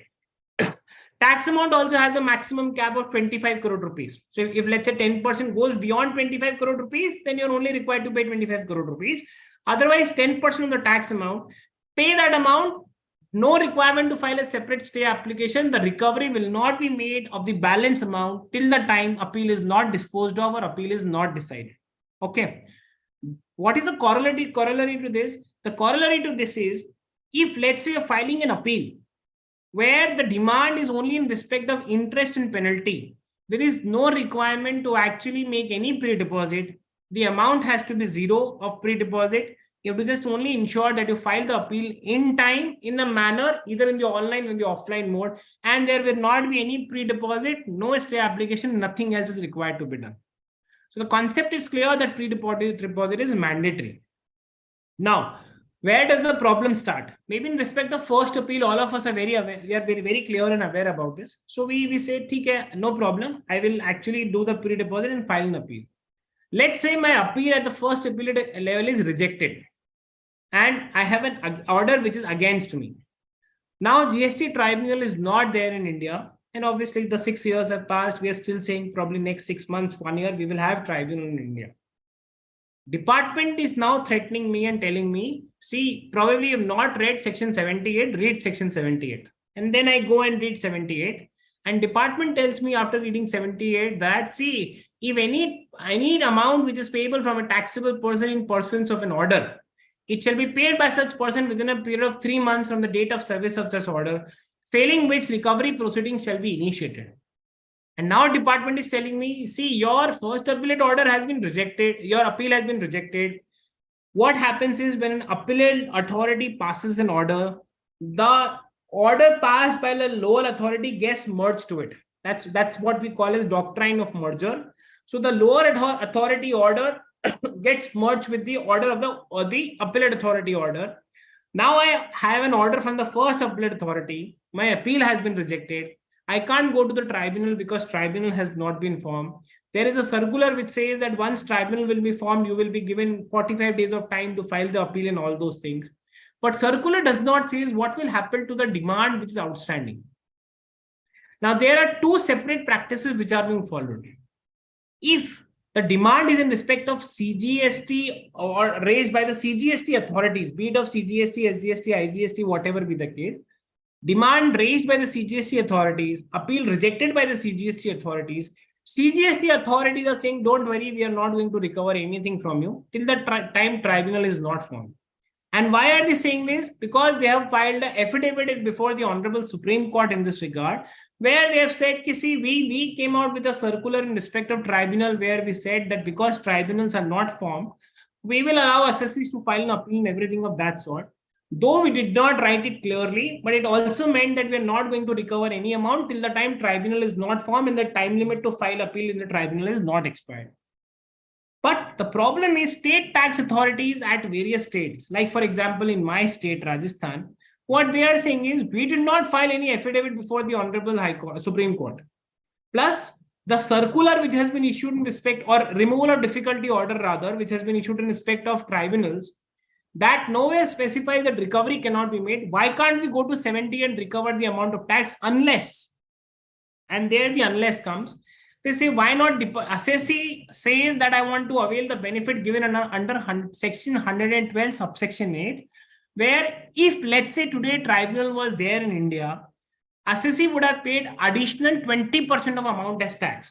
So remember friends, when you will go and file an appeal before the GST tribunal, it is going to be additional 20% or a maximum amount of 50 crore rupees, whichever is obviously lower. So 20% additional, if you're ready to pay up the amount of tax which is there in the order, then we will not recover anything.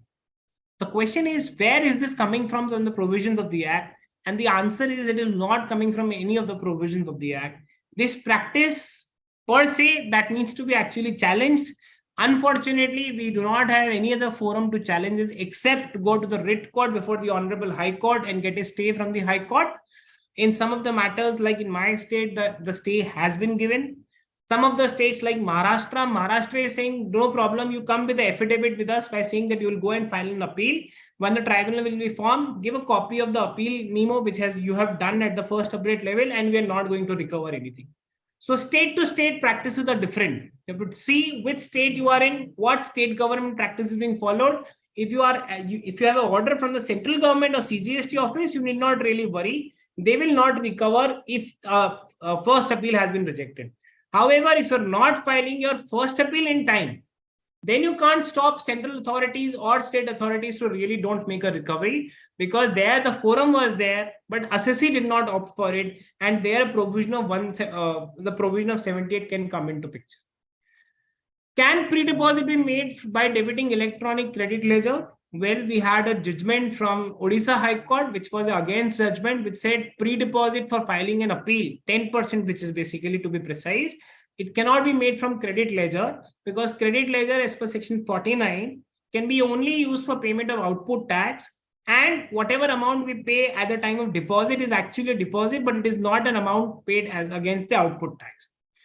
Then after that, distinguishing that judgment of Jyoti Construction by Honorable Odisha High Court, Honorable Bombay High Court in case of Oasis Reality said, no, that's not being the case actually. Whatever amount you pay, even at the time of appellate proceeding, it is nothing else but is covered by the definition of output tax. So even if you're paying it as a pre-deposit, it is output tax, and electronic credit ledger can be used. So as of now, the situation, at least in majority of the states, is if you have an amount which is there in electronic credit ledger and you want to file an appeal, then in that case, you can use the electronic credit ledger amount for basically paying that pre-deposit amount. Okay.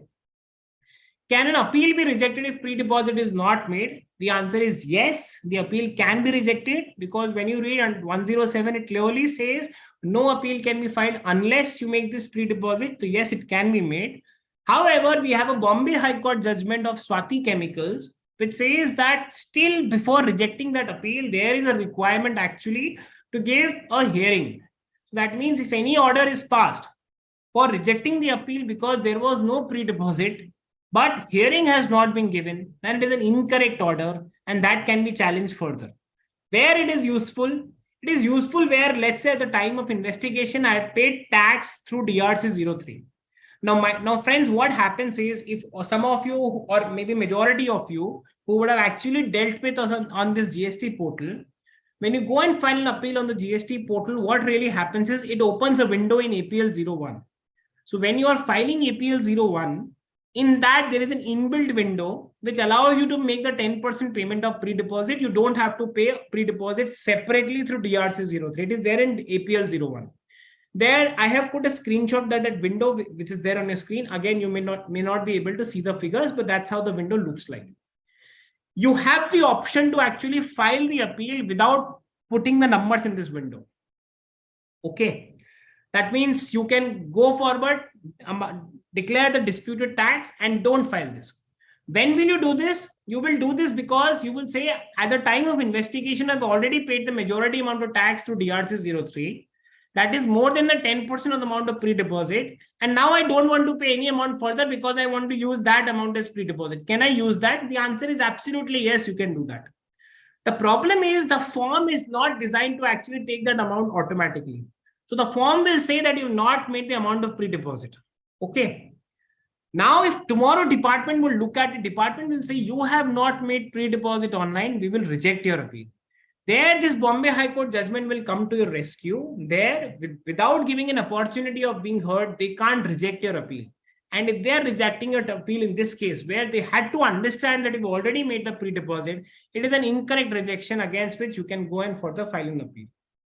Next point is a little dangerous, and that really needs to be taken care of. Earlier in service tax and excise, what used to happen? We could file an appeal without actually making a pre-deposit. And the provisions of the law, section 35F, allowed me that I can proceed to actually wait for the personal hearing. And before actually having my personal hearing before the appellate authority, I could make the pre-deposit. So I had the breathing time from the date of filing of appeal till the date of hearing. At any time between, I was allowed to actually make the pre-deposit. Now the provisions under section 1076 are not worded like this, at least to my understanding. They are worded like this by saying no appeal shall be filed unless the appellant has paid whatever is mentioned. That means till the time, at the time of filing of appeal, if along with that you're not making a pre-deposit, technically the appeal which you're filing is a defective appeal. It's not a proper appeal. that amount of pre-deposit, it can be made through any manner. It can be paid through cash ledger, it can be paid through credit ledger, it can be through DRC03, it can be through APL01. In fact, it can be through GSTR 3B only also. There is no restriction that pre-deposit cannot be made through GSTR 3B, except for the fact that it will take some amount of energy to explain it to the department that how you have used amount in your 3B to actually make the pre-deposit. But there is no restriction under the law using any of these means to actually make the pre-deposit. But at the time of filing appeal, if you're not making pre-deposit, you're making it subsequently. The manner in which the provision is written, in my understanding again, and maybe I would be happy if I'm proved wrong otherwise, that if pre-deposit is made at a later date, the date on which the pre-deposit is made shall be treated as the date on which the appeal has been filed. And if it is again beyond the statutory time limit of 4 months, there is a problem. Okay. Can pre-deposit be challenged? Now that's a question we come across regularly. In fact, in a recent matter only, there was a demand which was not an improper demand. It was based on assumptions figures. And there the issue which came up is, I want to go into appeal, but I can't make this pre-deposit because the figures of demand are itself bad. Can I file an appeal without pre-deposit? And I want to challenge this. Well, there is only one way of challenging it, basically going to the writ court, because that is the only appropriate remedy available, where I want to explain that I don't want to make it pre-deposit because of this reason. Law does not allows me, but if on the principles of natural justice, High Court is of the view that yes, this pre-deposit would be prejudicial to my interest, then in that case, if they pass in any order, then that benefit can be taken. But in all of this process, there is one risk. Till the time the order of High Court comes and the time limit of 3 months has gone, there can be a challenge. Otherwise, yes, there is one option which is typically available with the assessee. Then we come to some other points in relation to appeal only. Is hearing mandatory? The answer is yes. Department has to give me a hearing. They can't reject my appeal or they can't decide my appeal against me only on the basis of what written submission I have given or what are my grounds of appeal. They have to compulsorily give me hearing. Can I take adjournments? I can take 3 adjournments just like any regular adjudication proceedings. Technically, by 3 adjournment means department has to give me, or the appellate authorities has to give me 4 hearings. 1 original hearing. After that, I can seek 3 adjournments, so in totality 4. Anything which is given less than 4, subject to the fact that I have always asked for it, it is an order which is violative of the principles of natural justice. It will be a bad order, and I can definitely go and file an appeal against it only on this point, that I sought opportunity. Every time, though I sought adjournment with a reason, they did not actually give me 4 opportunities, but they rejected it. And that's why it's a violation of my principles of natural justice, and the order is incorrect. Appellate authority is mandatorily required to give an order in writing, which any which way they do. And they have to clearly again write the point on the basis of which they're making a determination, the reasons for the decision and their actual decision. And again, that means this order has to be in speaking order. They have to apply their own mind. They have to give their own reasons. In case they fail in doing so, they don't give their own reason, then again there is a problem, and again it becomes an order which is violative of the principles of natural justice. Now, sometimes people come up and they're of this view, I really want to go into appeal. There is a 15% tax. What is the purpose of going into appeal? Let's say I know that I have made some error. Okay, I was required to pay tax. I was required to pay interest. Government has given me a wonderful scheme of paying penalty only of 15%, only to ensure that my penalty is not 100%. Let me just go pay 15% penalty and be happy. Why do I really want to go into appeal? All those people who think this way, they really need to consider 2 important aspects in this regard. One is, when we are really filing the appeal, the first aspect you really need to look at is what is the limitation. When is the order passed and when is the notice given? All of us know we have 2 sections, 74, 73. A show cause notice issued under 73 cannot be converted into 74. But a show cause notice issued under 74 can be converted into 73. That's very important. That means if department is telling me that I had a malicious intent, I did not pay the tax deliberately, then from that they can change their stand through my submission, they can be convinced to say that no, okay, I did not pay the tax, but I did not have the malicious intention or I did not do it purposefully. If that comes on record, what happens is all the time limits gets reduced and shrinked. Like for financial year 17-18, if you would really look at it, show cause notice can be issued up till 31st of July 2024, next year. Order can be passed 1.5 years from today. That is 30th of January 2025. And for time limit under 73, show cause 30th of September 2023 and order 31st of December 2023. That means any order in respect of 17-18 which has been passed after 31st of December 2023, and I can bring it to a point to say that I did not have a malicious intent. I might not have paid the tax, I might not have paid the interest, but it was out of my bona fide error. What is happening is, I'm not just saving my 15% penalty, I am actually getting my complete demand dropped from whatever is there till zero, if the show cause was not issued up till 30th of September 2023. So all 74 show cause notices which are issued after 30th of September 2023, we have a good case to argue. Plus, look at the other picture, which is even more important. That is very useful. Why one should actually litigate the matter in respect of all those matters where let's say I'm not sure on the merits of the case, but I'm very sure that I did not do it purposefully, or I will be able to prove through my documents that I had a bona fide intention, I did not do it purposefully. See, GST is an indirect tax. That means if I'm paying any tax as a supplier, technically the burden of it should be passed on to my recipient. The problem is when department issues any notice to me under section 74, what happens in 74 is my recipient can't claim the credit if I'm ready to pay the tax because it is restricted under section 17.5. 17.5 treats it as a block credit for my recipient if I really want to pass it on. Similarly, if let's say I am paying any tax under reverse charge or otherwise, okay, and I want to claim the credit of that, again 74 would not allow me to do that. But I know that I did not pay the tax, I agree, but I can prove that it was genuine. Then in that case, I have a benefit of limitation, which I just talked right now. Penalty, I am getting it reduced from 100% to 10%. So there is a 90% penalty which is coming down. Tax, I can always pass it on to my recipient by issuing a debit note. If the demand is confirmed under 73, and my recipient can claim the input tax credit, there is no problem, no bar at all under the provision of the Act to claim the credit. So just by filing an appeal on a matter where I know I might be weak on tax, but I definitely have a case to argue on limitation and my intentions, they were not wrong. I can get a matter converted from 74 to 73. And at the end of it, you would realize your quantum of penalty gets reduced. You might only have to pay interest from your pocket, against which also you would be able to claim deduction under income tax, because interest, to my understanding, is an allowable expenditure under income tax. And I will be able to pass on tax to my customer if it is a B2B transaction by issuing a debit note. And that is why when really one looks at the provisions for filing an appeal, they should not only look at it from the perspective of whether I will be able to get my tax zero or not.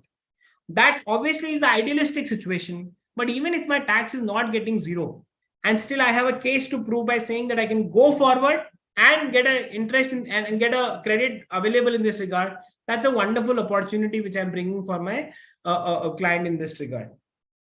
Then, when I'm filing an appeal, again, I'm sure somebody who would have talked about show cause, they would have talked about this. But at the appellate stage, this is also very important, that when you are looking at preparing an appeal, don't only look at the merits of the case. In fact, merits come at a later stage. Look at the finer aspects, look at the documentation, look at the chain of documents. Look at it if department has actually issued any third-party statement and whether the opportunity of cross-examination was given to you or not. If not, why not to again ask for it today? Because appellate authority has power to increase, modify, and decrease the demand. All three are possible. So why not to basically put a request to them for opportunity for cross-examination?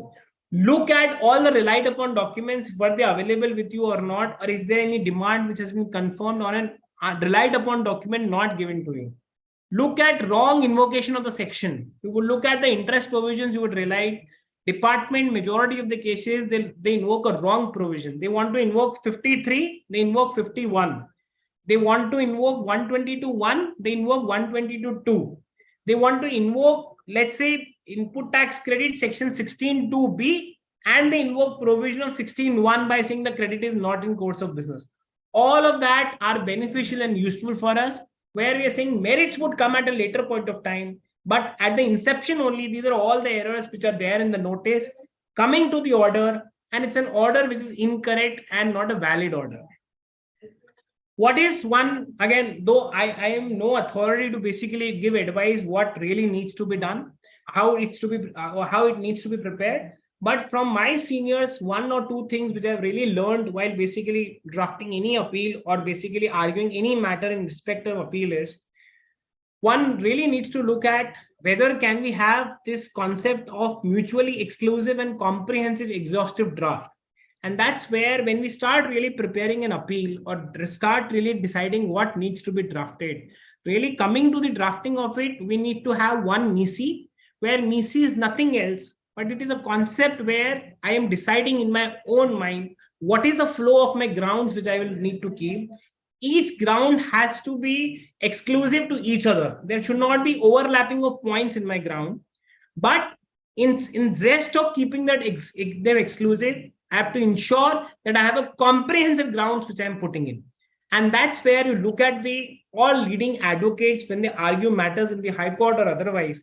What they really do is they will have grounds which may be contradictory to each other. They will say tax is not payable. And they will say, okay, if tax is payable, then the valuation is incorrect.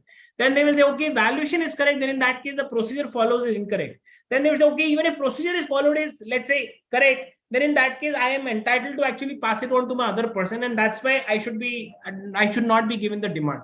So what happens is they come with extreme argument by saying tax is not payable. And then every time they're saying, even if my next argument is contradictory, it is exclusive to my other argument and they're not interdependent arguments. So if you agree that tax is payable, no problem. I'll come to the other argument by saying valuation is a problem. If you agree, no, valuation is also not problematic, then I'll come to the procedure which is there. And maybe on procedure, you would agree to me that yes, there is an error in the procedure and then benefit can be given to me. So we should not be scared in having a contradictory argument. We can always bring it by saying it is without prejudice to the argument which is given above. And I'm bringing some points which may be contradictory to each other, but they're mutually exclusive from each other. Okay. Next point, preliminary objections. And now this is again important that if let's say at your lower stage, you had raised all the preliminary objections, which I just talked about, that it in terms of that relied upon documents were given or not, cross-examination was given or not, section was incorrect, not correct. When you're drafting an appeal and you realize that your preliminary objections were not disposed of, it can be and it should be a first ground when you're actually drafting an appeal by saying that this order in itself is a violative of principles of natural justice, because against the show cause notice, we raised certain objections. We requested that against those objections, they should be first disposed of, and then I should be given an opportunity of hearing. But I was directly given the opportunity of hearing and my objections were not taken care of. And that's why this is an order with which is a biased mindset. Again, we have Gujarat High Court judgment. We have a Supreme Court judgment which clearly says that if the objections which were raised by the assessee are not disposed of, all subsequent proceedings, they are biased and they're not based on the principles of natural justice, and that's why they can be coerced. So that's a good argument that can be taken. Remember, if we're not getting a success at this stage, we already have next stage, tribunal waiting for us, but tribunal will look at one important aspect. And in fact, that aspect is also mentioned in the in provision of 107 also. 107 respect of first appeal, it says is that the time of hearing appeal, if let's say appellant wants to have some additional ground, he may do so, but appellate authority will be at the discretion whether they really want to take that additional ground or not. So that does not mean if something which I have not taken at the lower level, I can't take it at the upper level, at the appellate level. I can take that at the appellate level, but it is at the discretion of the appellate authority. But there is one thumb rule that needs to be taken care of, that the question of law, it can't be discretionary on the part of appellate authority that they will not take it. So let's say I forgot to quote a specific circular at the lower level. I realized it and now I'm quoting it before the first appellate authority. First appellate authority can't tell me that now you can't bring the circular because you forgot to bring that at the lower level. If I want to bring an additional fact, that's a problem. That appellate authority will have the discretion whether they want to admit this or not. But the question of fact, something which is coming from the legal provision, some judgment, some circular, some interpretation of the provision, I can definitely bring it. On that, there is no discretion of the authority. I come to last aspect, that is strategic appeal, where I said in the starting, can we really file an appeal against DRC 04, right? Well, the point is, what is the problem in the law is, law says if you really don't want to litigate the matter, then we give you various benefits, 15%, 25%, 50%, pay those penalties, don't litigate the matter and close the matter. There, if let's say a notice, show cause notice has been issued to me, okay, that means I have a DRC 01. After that DRC 01, I am saying I want to pay tax, interest, and let's say 10% penalty or 25% penalty or 15% penalty, not 15%, but 25% penalty. And department says, okay, you have paid it, good, very good. I am issuing a DRC 07, I am dropping the demand. What stops me after paying that 25%, getting an order which drops my demand, and then going to the appellate stage and contesting the matter? I know somebody would say, but that would be against the provision of the Act. But when you really go back and look at the provision of the Act, nowhere it binds us that we have to give an undertaking that I will not go and file an appeal. Even if, let's say, go and give an undertaking and file that you will not file an appeal, and tomorrow you file an appeal is a statutory right which comes from section 107. Though you might have agreed that I'm paying this and I don't want to contest, but still, if you have a legal ground to argue, it always makes sense that if you really want to cut short your amount of your downside of the matter, if tomorrow, let's say, the matter goes against you, pay tax, pay interest, pay whatever reduced penalties there, get the demand dropped, and then go and file the appeal. The appeal, if it is sound on merit, it can definitely be accepted. Let's say otherwise, some amount has been paid through DRC 03. Intentionally, unintentionally, or forcefully, without forcefully, whatever being the case. Department is telling me now that you have paid the amount of tax, it doesn't matter, we are issuing a DRC 04, close the matter, no show cause notice, nothing, we have got the amount what we really wanted. There, can I give a protest letter? There we have a Supreme Court judgment of 1989 in case of India Siemens, which says, if there is no provision in the law to actually give a protest or lodge a protest under any specific section, if you write a letter to the department by calling it as a protest, that becomes a protest. And once you have lodged your protest, department cannot keep that amount unless they pass a speaking order or unless they give a justified reason why are they keeping that amount. They are not entitled to that amount. So that means you have filed DRC 03. If you have written it under protest in DRC 03, very good. If you're not written it under protest, doesn't matter, write a subsequent letter. After that, request them to give a refund. Obviously, they will not do that. And then in that case, go and file a refund within 2 years of the payment of tax in the others category. On the GST portal, we have others category. Go on the other category and file a refund and write a complete case. Right? Why do you think amount paid is incorrect? Right? That you did not intentionally paid. Right? That you actually wanted an amount of refund. You wrote a letter, but no reply came. Once you will file a refund application, department is duty bound to actually acknowledge it. If it does not have a deficiency, they will issue a show cause notice to reject it by saying that you have paid this amount in DRC 03. There is no provision to refund. You will reply on merits. You will get an order which is against you and take that order in the appeal. You are not required to pay any other additional amount. Now you have a matter in the appeal. You are making the appellate authority understand why on merits you have a good case. All of us know we have a Karnataka High Court judgment in case of Bundle Technologies, which says amount which has been paid under DRC 03, which was not otherwise required to be paid. Department cannot otherwise keep it unless assessee agrees that needs to be kept by them. So we have a precedence also which helps us. The only thing is we need cause of action. And that cause of action is nothing else but filing the refund application, file refund application, get a rejection order, and then go and forward and then file an appeal in this regard. Okay. Last thing, can appellate authority increase the demand? Now that's very interesting. And the provision of 107 says, yes, they can actually, once they pass an order, they can actually confirm a demand, they can modify it, and they can annul it also. But they cannot remand back the case. And that's where all of you realize that today state tax authorities, they know that they can't remand the matter. And earlier, all state tax authorities had power to remand the matter. So we had that mindset where we used to go and tell them, sir, this is the matter, this has a quantification issue. And we used to tell them, okay, there is a quantification issue. No problem, get it remanded and can go back to the original adjudicating authority. Now that remand is not possible. That means if they have to do any assessment, they have been given the power under section 107.11(1) to do that at their own discretion if they want to do it. If they want to increase the demand, they have to give a show cause notice. Okay.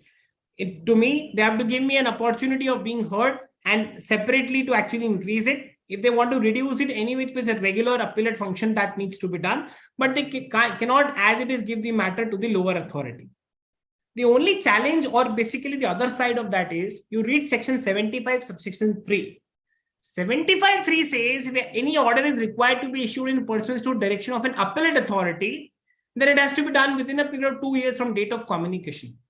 And you realize, is there some gap between 107.11 and 75.3, where 107.11 says remand is not possible, and 75.3 is saying remand, that if there is an order required to be passed by the adjudicating authority in response to what has been mentioned by the appellate authority, or a direction given by the appellate authority, then what will happen? Well, to my understanding, again, all those who are practicing in service tax excise, they would know that in service tax, there was no power to remand, but with a specific direction for quantification purposes, the matter could have been sent back to the original adjudicating authority. I see the 75.3 of a similar sort of an understanding, where 107.11 says an appellate authority cannot, as it is, remand back the matter to a lower authority, but they can give their judgment on merits, they can identify the issue, they can give their view on the issue, only for the purpose of quantification. If they really want to give direction, they can give direction to a lower authority, and then in light of 75.3, the lower authority would be required to actually pass the order within a period of 2 years. Non-appealable order, I will skip for the time being. Non-filing revisional authority, I will take only for 1 minute, not more than that. If, let's say, I don't want to go into appeal, or let's say department, because all the appeal provisions which are read up till now, that was from my perspective. Can department file an appeal? Department obviously can also file an appeal. As we said, discussed in the starting, they have a time limit of 6 months, whereas we have a time limit of 3 months to file an appeal. We can obviously also file a cross objection against whatever they are filing in appeal. And in fact, at the first appellate level, there is no time limit given to file a cross objection. Cross objection is where, if let's say department has filed an appeal against a favorable order which I got at the lower level, and against their appeal memo, if I have some objection, I want to put my points forward in writing, I can definitely do that. At first appellate level, there is no format, no time limit in this regard has been given under the GST Act. But that's based on the principles of natural justice. So cross objection is allowed. I can have my cross objection against that. But revision is altogether a separate concept, where if, let's say, there are some authorities which have been authorized under the Act, and on the basis of the decisions which have been passed by their subordinate, if they think the order which has been passed by the subordinate is an erroneous order, or it is an illegal order, or it is an improper order, or certain material facts which that order they were supposed to take in record, they haven't taken, then in that case, after giving an opportunity of being heard to the concerned person, they have to pass an order within the 3 years from the date of communication of that order, where they can either enhance the amount of demand, or they can modify the amount of demand, or they can annul the order to keep aside the complete order altogether. So it can be suo motu done by the revisionary authority, where they are able to find some error, some illegality, some overlooking of facts, and then they can call the concerned person against whom they want to basically do this revision. And then if they want to increase, they can do that. If they want to reduce, they can do that. And in case they want to completely set aside the order, they can do that. What they can't do, certain orders which can't be taken by the revisional authorities. That is, if let's say the order is already in appeal, they can't take it under revision. If order is before tribunal, they can't take it before they can't put it before the revisional authority again, or revisional authority can't take it. Matter before High Court, Supreme Court, they can't be taken. But if, let's say, a certain part of the order is before the appellate authorities, all of these appellate authorities, and certain part is not before appellate authorities, then definitely that can be taken by the revisional authorities. Revisional authorities, they have to ensure that 6 months time limit, which is available with the revenue to file an appeal, that has not passed. That has passed, number one. And 3 years time limit from the date of communication of order has not passed. So effectively, revision can happen after 6 months of the communication of order and before the end of 3 years from the date of communication of the order. Between that period, revisional authorities can really do their activity as revisional authority. If any order which has already been subject to revision, which is under revision, or revisional order has already been passed, again revisional authority cannot take their action. So this is in respect of what revisional authorities can do. One can get a ray of hope if, let's say, all my time limits to file an appeal have passed. I still have a ray of hope. I'm requesting revisional authority to actually look into the matter. And then on the basis of it, they sumo to look into the matter and they realize that, yes, there is a grave injustice which has happened. Because I do not have any other remedy available, I am requesting them. And then they are exercising their power as a revisional authority, and then they are modifying my order. Though looks difficult because you're asking a senior to actually look into the file of the junior sumo and tell the junior that what they have done is incorrect. But still, the scheme of the law suggests so that this is one possibility which is available. So if somebody really wants to avail that facility, they can look at of really doing that. I think I've exceeded my time of a monologue. I can see some 5-6 questions. I will try and take that. But always before I end, I always like to end with this, because I think that's really what I really believe in ever since I have started practicing. That when you look at the screen, if in case you're able to look at the screen right now, and I ask you to interpret what is this, you will say it is either B or 13. And if I show it like this, you will say this is 12, 13, 14. And if I show you like this, you will say it is ABC. Interestingly, what you interpret does not change, but the context regarding that completely changes. That's the beauty of litigation. In litigation, the provisions, obviously, law does not changes, facts does not changes, but how you present the facts and how you mix it with the provision of the law and how you explain it to the authority actually determines that clarity, whether this is 13 or B you're giving to the appellate authority. Thank you so much for your patient hearing. Whatever questions are there, I'll be very happy to take them in this extended time. Thank you so much to ACAE for giving me this opportunity. Thank you to Shubham for inviting me. It is always a pleasure when he calls. I enjoy coming here, and I hope I was able to add some value to all the participants. Thank you.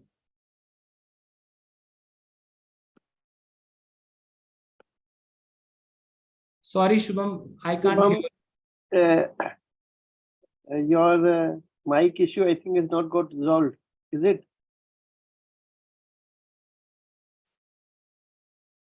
I don't think we can hear Shubham. Anyways, if you want, you can log in through your mobile or something like that. And hello, am I audible properly now? Yes. yes, it's now you're audible. Yes. Yeah. Oh, thank you so much, Yash, for sparing your valuable time. I think this was one wonderful lecture which I have seen in a long while, wherein I have seen interpretations of words like aggrieved and judgments which is based on jurisprudence of the entire appeal provisions rather than simply jumping into the appeal provisions. We are seeing that you have actually covered the context regarding which appeal provisions came into picture before getting into the merits of how the matter should be discussed and when do we need to file appeals, when do we need to go for revisions, which is again a very big area which all of us need to understand, because revision is one area which is usually neglected by a lot of people, but at the same time we know that it's a very important area of development for anyone here, right? For all of us, this is a very important area which we should all be knowing about. When do we go for revision of appeals? At the same time, the judgments which you've quoted, I think all of us are going to keep it here for a very long time, because these judgments are going to be directly quoted in tribunals. The way I see it, all these judgments are still very relevant in GST. And unlike a lot of speakers who actually quote judgments from GST, which are simply based on matters of GST, these are all matters which are going to be there for quite a long time, because all of these are based on jurisprudence of entire appeal provisions. So all of these would be, at least I would be taking a lot of help from it for sure. And I'm sure the participants would as well. So your PPT would be in demand, I'm sure, right after the session. I'll just share after the session. But thank you so much. And once again, you have done a wonderful job in giving thorough insights in terms of appeals and revisions under GST, because this is a topic which I think I had not heard you on. So this is one topic which I'll make sure that we'll keep on having this in our office as well. I'll keep on sending it to everyone in our office, and they'll also hear about it. So thank you, Yash, for sparing such your valuable time and giving such a valuable insight on this particular topic. So Tarun Bhaiya, would you like to say a couple of words? Yeah, I was also hearing the entire session today, and I also found it very useful. Many of the things that Yash said were also new to me, and the way he analyzed some these words and through the judgments and all were really wonderful. Really, big thanks to Yash for making such a nice PPT. And also, we will request you if you can share it with all of us. We'll share it with the participants. I'll do that. Quickly, if you can just respond to some of the important queries. I was in just chat going box. to. Yes. I've just shared the memento also for Yash. Yes. Since we, yeah. Thank you so much, Shubham. So And there's we a question. Bihar State Appellate Authority has rejected many appeals where pre-deposit has been made in electronic cash ledger. Many SSC have been post Patna to High Court. Yeah, that's a problem which is there. Chhattisgarh is directed to pay 20. Okay, so these are all the observations which are coming in terms respect of pre-deposit. As I said, state-wise, that's an issue which is there. When there is only penalty, what is pre-deposit? There is no pre-deposit. If there is only penalty appeal, you can go and file the appeal without any pre-deposit. Late fees under section 47, can it be challenged in appeal or revision? Not. Definitely it can be challenged. The point is going to be what is the merit of challenging it? I mean, on what basis are you going to challenge it? But yes, certainly that can be challenged. But how will you challenge that? First, you file a refund application because you will not have any order. File a refund, get it rejected, and then again the refund application, you have to go and find the appeal. So that is additional exercise that needs to be done. In case of a state GST, the same officer is passing order. Is it adjudication? Is it adjudication order under 7510 or not? Please advise. Yeah. So I think this is in context of where the investigating authority, audit authority, and the order passing authority are same. There, one can take a view that one cannot be a judge in its own case. There are different conflicting judgments in this regard. One says that it has to be demonstrated the manner in which the orders are written to prove that there was a bias against you. But if it is not coming on the basis of the writing that there was a bias against you, that principle is not violated. So you have to pick from how the show cause was written, how the order was written, and if you're able to bring out that yes, there was a bias, definitely that principle of natural justice can be brought here. What are the reasonable delay that are acceptable to department to condone the delay? I think it has to be factual. It cannot be a standard template to say that out of these 5, I will pick one. If it is factual, backed by evidence, you will definitely get benefit there. Can appeal be filed against other than order? I think we have discussed this against the order. That's not possible. Very difficult. I can't. Last question is there, I think, from Aditya. Appeal rejected by first appellate authority as it was filed seeking condonation of delay in filing appeal under 1071. Now it is ascertained that demand order was issued without giving opportunity to PH, violation of principle of natural justice. Can we take the route of writ court to challenge the demand order itself on the ground? Definitely, I think you can do that. And I think there are multiple decisions across various high courts where they have said if their 75-4 is not followed, it's an order which is violative of 75 read with 74 or 73. And then in that case, they remand back for the fresh adjudication there. So definitely writ is the actual only remedy available unless you wait for the tribunal in this regard. One more question has come. If appeal is admitted beyond 4 months and decision is given, will that be decision valid? If it is in your favor and department is further not going into appeal, why do you really have to worry? If it is admitted, it is against you, but you filed the appeal, again, you have a problem there unless you prove that the service of order itself, you are challenging it. So Yash, one small thing which in Aditya's question, which I think at the end he mentioned, he has mentioned that he has not taken this grounds while he has filed the appeal before the first appellate authority. Correct. So, Sorry, I missed so- that. Absolutely. So as I said that this is a question of, it's a question of law. And question of law, you can take at any point of time, even if not taken at the lower level. So even if it was not taken, I don't see any challenge that even courts would say, why did not take this ground? In fact, not question on its principle of natural justice, which has been violated. Absolutely. All right. I think we have taken all the questions in the chat box. I think there were a lot of questions. Thank you so much, Yash, for sparing your valuable time. And we'll again call you sometime in the future on the Absolutely. association level. And perhaps next time we'll also have a physical session if it is convenient. And thank you to everyone, all the participants who have joined us today and made this session very successful. Thank you to everyone. We'll see you tomorrow once again at the same time, 5 o'clock. Thank you, Yash, once again. We'll Thank see you so you much. sometime in the future again. Thank you. Thank you, Dharanjit. Thank you.